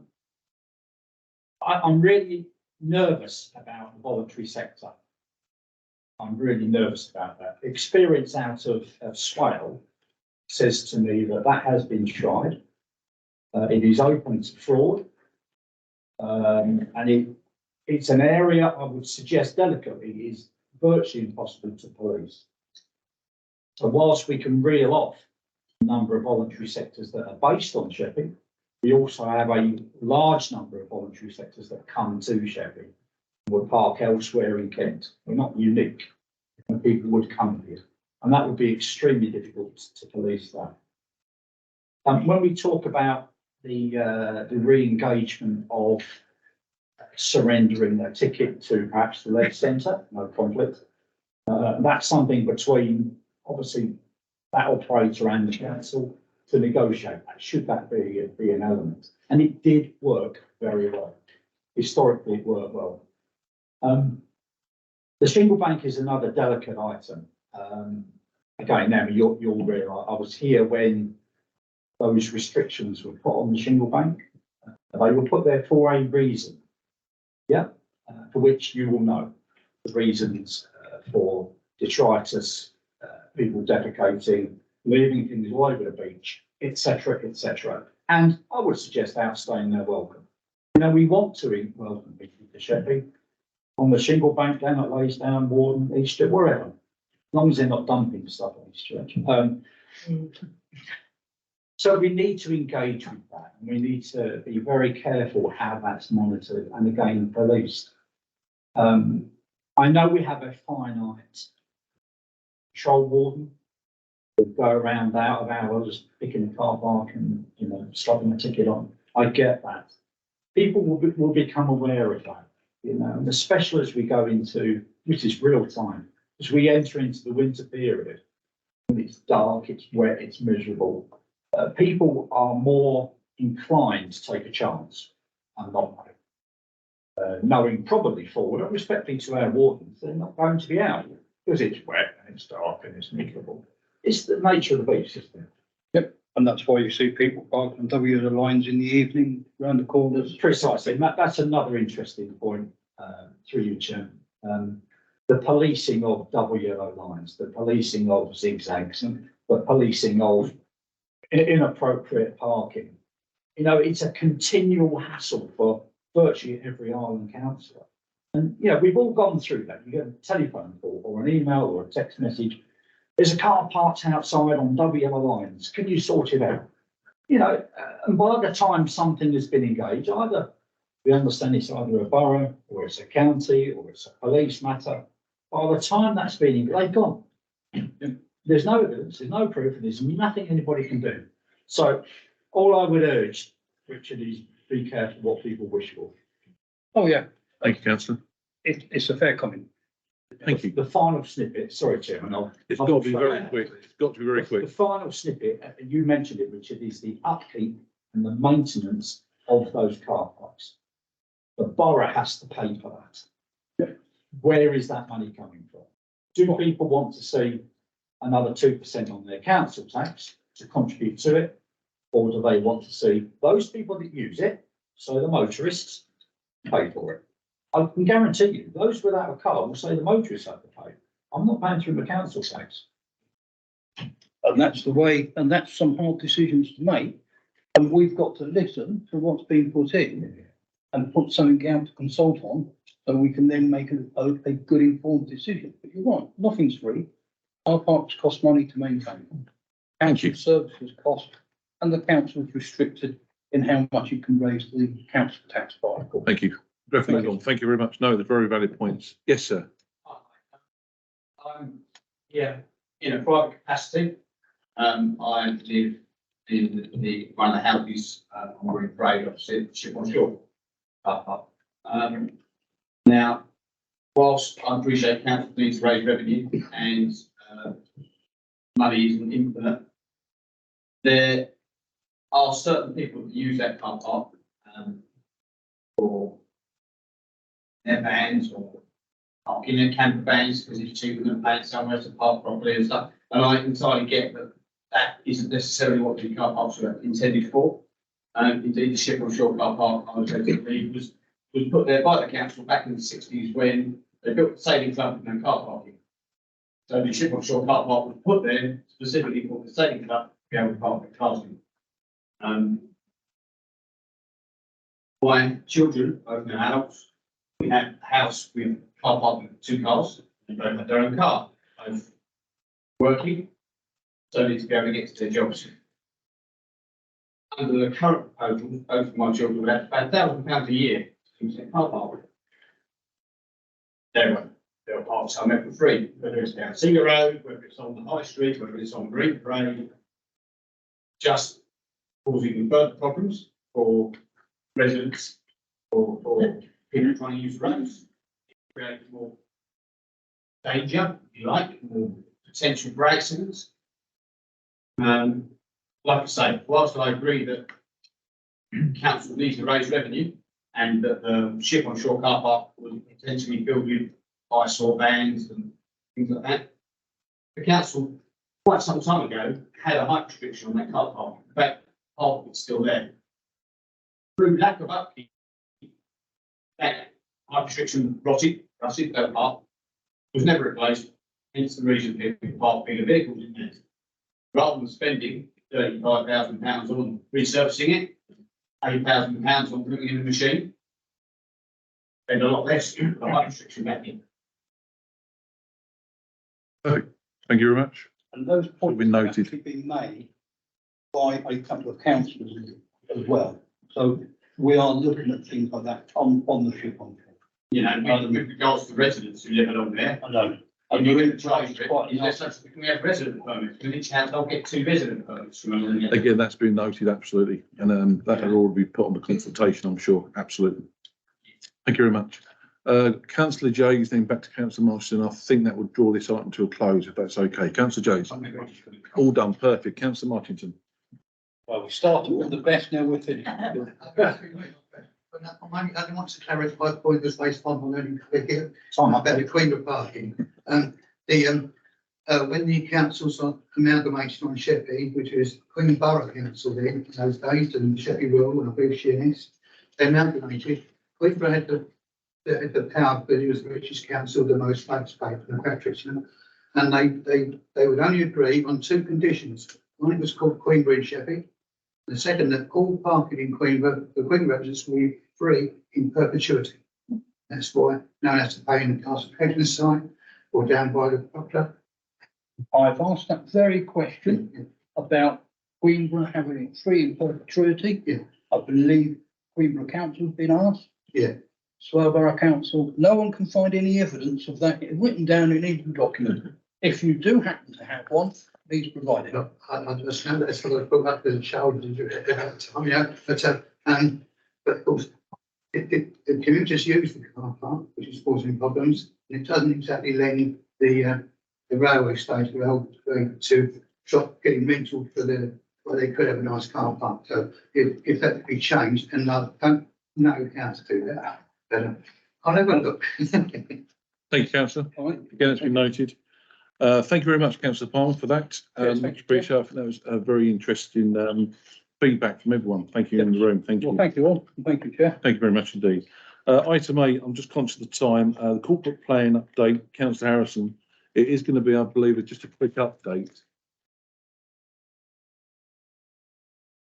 I don't think, sorry, Councillor, there shouldn't be many questions on it, is my next point. Thank you. Thank you, Mr. Chairman. This is a follow-on from the last meeting. Some of you were at Warden Bay Village Hall, where we all broke into groups. and all chipped in with what our priorities were, as did the other area committees. They're all here as the appendix, presumably you've read it. And the chairs and vice chairs went through all of the feedback from all of the committees and came up with five main headings: community, economy, environment, health and housing, running the council. Under those five main headings, we came up with not a sentence, just a line. And what we're saying is that there are some choices here we'd like your opinions on community, to enable our residents to live, work and enjoy their leisure time safely in our borough. Or would you prefer supporting and enabling our communities? Chair? Thank you. Sorry, I was just speaking to a colleague. Yeah. Apologies. I've asked the first question. Okay. No? Any preference? One. That's fine. One. First. But what does it mean though? Supporting our community, shouldn't it? What does it mean? These, you've got the one word heading, community, then there's the line underneath it. Once these have been agreed, all of the things that we're doing under those can be laid out so that you can see, well, okay, they've said everyone to have access to a decent home and improved health and well-being. And underneath that, we will put all the things that we are doing and all the bodies that we are talking to in order to make a difference under that heading. So we're not asking for chips in under that, because you did that at the area committees. It's a corporate plan, is a plan of the right, bing, bing, bing, 5 headings. These are our 5 priority areas. Just about everything comes under those, but we needed one line to say what they meant. So the majority of you then are saying to enable our residents to live, work and enjoy their leisure time safely in our borough. So fine. Happy to propose that. Good. Do we need to propose? No, you just. Thank you. Thank you, Councillor. The next one was economy. Support a thriving economy, or support the economy that helps businesses in a sustainable way, or working with our businesses and charitable organisations to improve the economy. So number 1, I'll go 1. 2, 3. Bit of a consensus, just about 1, I think. Environment, to prepare our borough for the challenges ahead, or to provide a cleaner, healthier, more enjoyable environment. But that one's quite clear. That. Perfect. Health and housing is everyone to have access to a decent home and improved health and well-being. Yeah. Yeah. What do you qualify as a decent home? There are standards. It's very difficult. There is a thing called a decent home standard for social housing. There isn't a decent home standard for private landlords. But my personal view is it should be the same. There is legislation which says if you've got certain issues, you can complain, and the council can force your landlord to do things. The whole issue there, you complain, you could be evicted, blah, blah, blah, blah, blah. But the bottom line is, yeah, I've got a roof over my head, but the walls are covered in damp and mould. That ain't a decent home. Sorry, Chair. Oh, that's fine, thank you. Then finally, running the council, to engage with communities and outside bodies to deliver our priorities in an open and efficient way, working within our resources. Great. Yeah. Thank you. Thank you.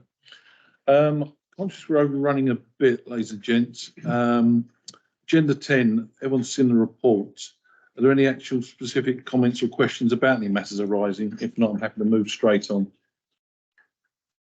Yeah. There is one bit that Janet's going to just feed back on, please. Thank you. Yes, this update came in too late to publish, so I'm just going to read it out. It's an update by the Conservation and Design team about Sheerness, Marine Town and Mile Town Conservation Area Review. So an 8 weeks public consultation for both conservation area reviews is due to close. The date has now been moved. It's extended to Friday, the 6th of October.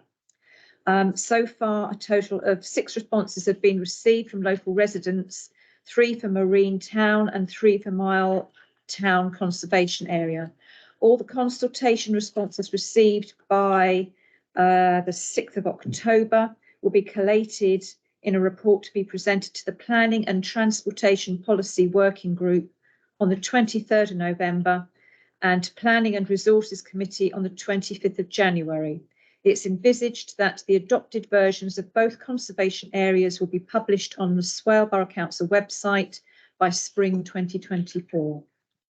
Thank you very much. Councillor Moore, just a quick one on this. Thank you.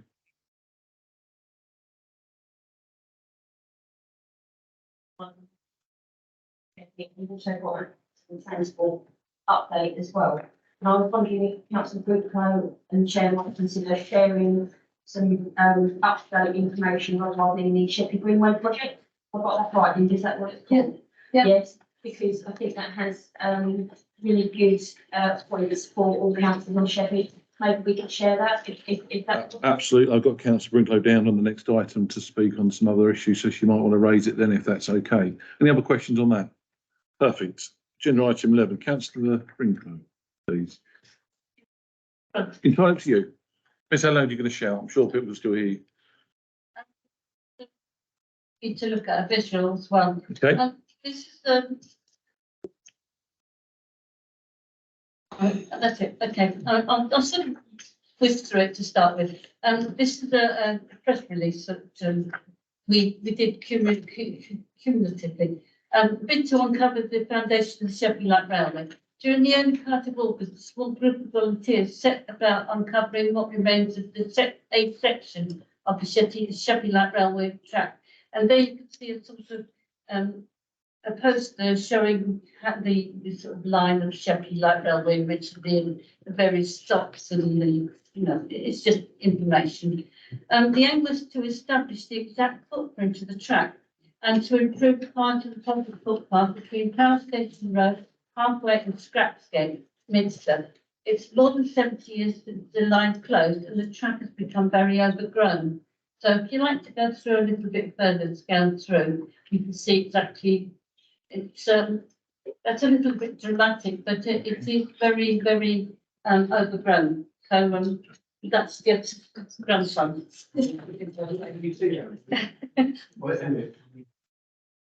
Seeking permission from KCC through Councillor Mike Whiting. The team set out a plan to tackle the very first 65 metres of the track bed, headed by Lee Germain and of the Pyramid Projects and Paul Horton. The team aimed to complete the task in 3 sections. Week 1 was to set up a template and to work out the width of the track and place markers. Week 2 to cut down brambles and the grass in this section alone. The team collected 14 one-ton bags of rubbish, which have been recycled. And I do believe one of the councillors here has the scars to show. By week 3, the team were ready to level the track. FM Henderson of Sittingbourne volunteered to help of the machine for 24 hours.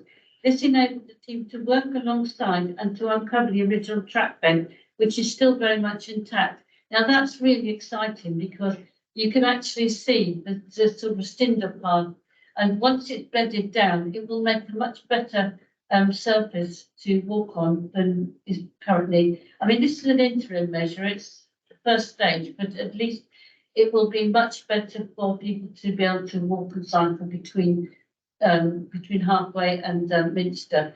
And it's already used, but it will be used more, we're pretty sure. The pilot project is but a first, oh sorry. using the track have commented favourably on the difference that this clearance of 65 metres by 2.1 metres wide has made. However, the actual track is 10 times longer, and the Sheppey Light Greenwell committee recently, there was a discussion around employing more machinery to complete the task. Now, we've gone to the Parish Council for funding, it actually comes in their area, and so we're sort of waiting for that. This is a pilot project, but it's the first part in a long-term plan to enable people to safely walk and cycle from one end of the island to the other, using, where possible, the footprint of the railway or at least shadowing it. The Sheppey LL Greenway Group are working with Borough Council Officer for active travel, Adrian Oliver. For further information, you can go on our website, you can have a look at sheppeylgreenway.org, and you can see some of the things that we've done. And we have a meeting on Friday the 27th of October at CNFP's Working Men's Club, when we're having Councillor Mike Brown somewhere here. He's going to come and talk about previous attempts to secure the cycle path from Eastchurch to Lansdowne, which is another part of the project. Now, I've got some things I want to talk to you about, because when you get to the end of the current, when you get to Strapsgate, we've got problems because the railway actually went where they've built houses. So what we're proposing to do is to go through Sunnyside. It was originally where Noreen Avenue is. It went up sort of the stream at the side of Noreen Avenue. We can't take away people's gardens. They won't like it. So we're considering going across Sunnyside to Fleetwood, which is quite quiet, and then up the upper part of Fleetwood into Blatcher Close. Now, yes, Blatcher. Now there's a big development taking place. I think Minster Parish Council can help us with that. But Adrian seems to think that the top part of it, where the old railway was, is going to be left vacant, sort of like as a green space. It would be very nice if we could secure that as footpath, because it's actually on the old Sheppey Light Railway route, even if it's only car trips, so that we could put a notice up and people could put trees and things like that. I think to let you know, Councillor Brinkley, I'm sure that Councillor Jay's about to come on as a member of Minster Parish Council. We're actively working on this project alongside you, if that makes sense. That would be great. So I know for the forum that's here, but I think if you stick to it, perhaps the Parish Council meeting on Thursday, I think it's probably a better forum to go into more detail. Does that make, without stopping big in flow? I know all the councillors are very interested in helping that project. Does that make sense? Yeah. Is there anything else you wanted to bring in? That yes, another piece as well. Borough Council owns a bit of green along Power Station Road, and we'd like permission, and I don't quite know who to go to for this, to actually excavate and see if we can find the track, because I think again there's enough SBC councillors in this room and on that parish council that will make sure about those details. That would be good. No problem. And there's a little bit of land in between that belonged to a gentleman called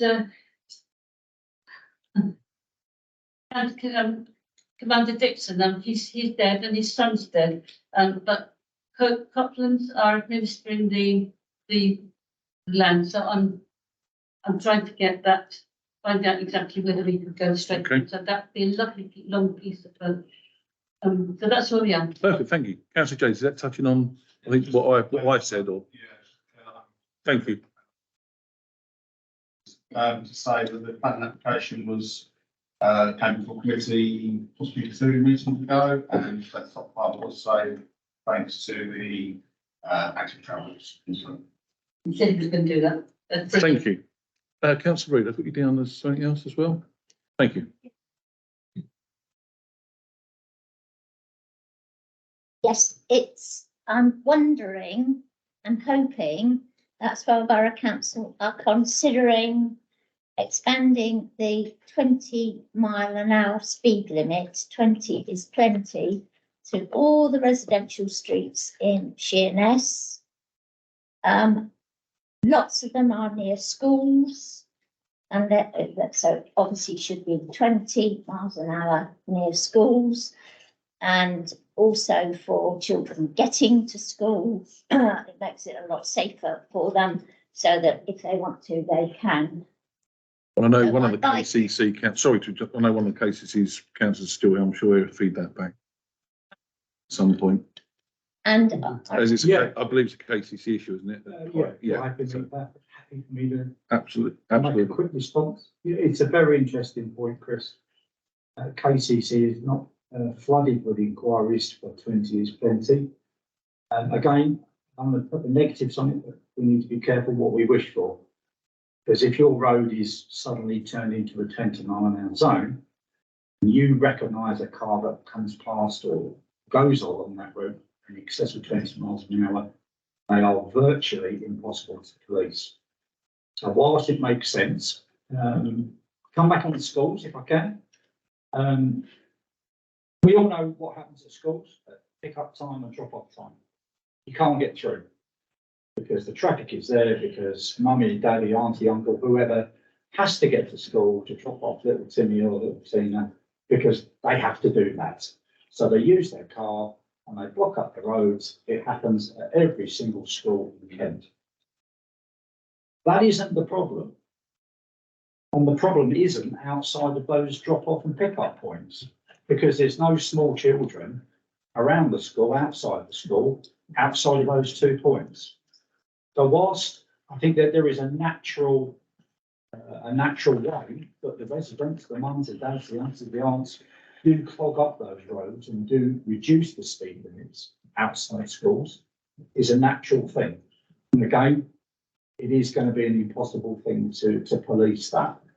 And people will say, why is it 20 miles an hour? A good example of that is the school at Laysdown, where there are flashing signs. Yeah, there are flashing signs to reduce the speed limits in those 2 particular points of the day. But outside of that day, the speed limit goes back up to what it would normally be. And that's not a problem. That really isn't a problem. To listen to this. Yeah, to come back to your point, I will take it back to KCC and I will amplify your desire, and the desire should this committee so desire, and to go for 20 as a blanket policy. thank you. I do have a slight supplementary. Please, yes. Sheerness High Street, the amount of traffic that goes up and down Sheerness High Street, and I am convinced what happens is they go along it, they don't find a parking space, they go round, they go down it again. Other towns, Faversham and Sittingbourne, they just don't seem to have the same volume of traffic going down their high streets. The pavements are incredibly narrow in Sheerness. It is really dangerous. I'd like to see the traffic stopped altogether, but an idea, double yellow lines all the way down Sheerness High Street, and then half an hour free parking in the car parks. Thank you. Yes. Where is it? There. We're making note. Certainly on that point, I know it's one of my frustrations when I need to pop down there, is all of the actual, do we call them big bays, that we all know the little, that they probably need to be marked into bays, because there's people that just can't park, and you look at it, and I pride myself on my parking personally, but there's 3 and you think I could get 5 of those in there. I don't know if everyone agrees with what I'm saying. So perhaps we could look at that. We don't know if It's public comment. maybe KCC. Over to you. Yeah. Okay. Happy to take it away. Thank you. Councillor, is it a quick one? Perfect. I didn't mean that. First one is between the lovely clock tower that we've got and the Broadway where the church is, because there's lots of the shops down, closed down, and they're going to have a nursery school, hopefully, in where the opticians was. And it would be a lovely area for people to sit, and there's lots of takeaways there. You could have, umbrellas out, so it would, and people could just go around the high street bit, not going through the other bit. Okay. Again, that's been noted. Cost there either now. Thank you very much. Any more on the public forum? I know I've got Councillor Worcester. Anyone else? No, Councillor Worcester.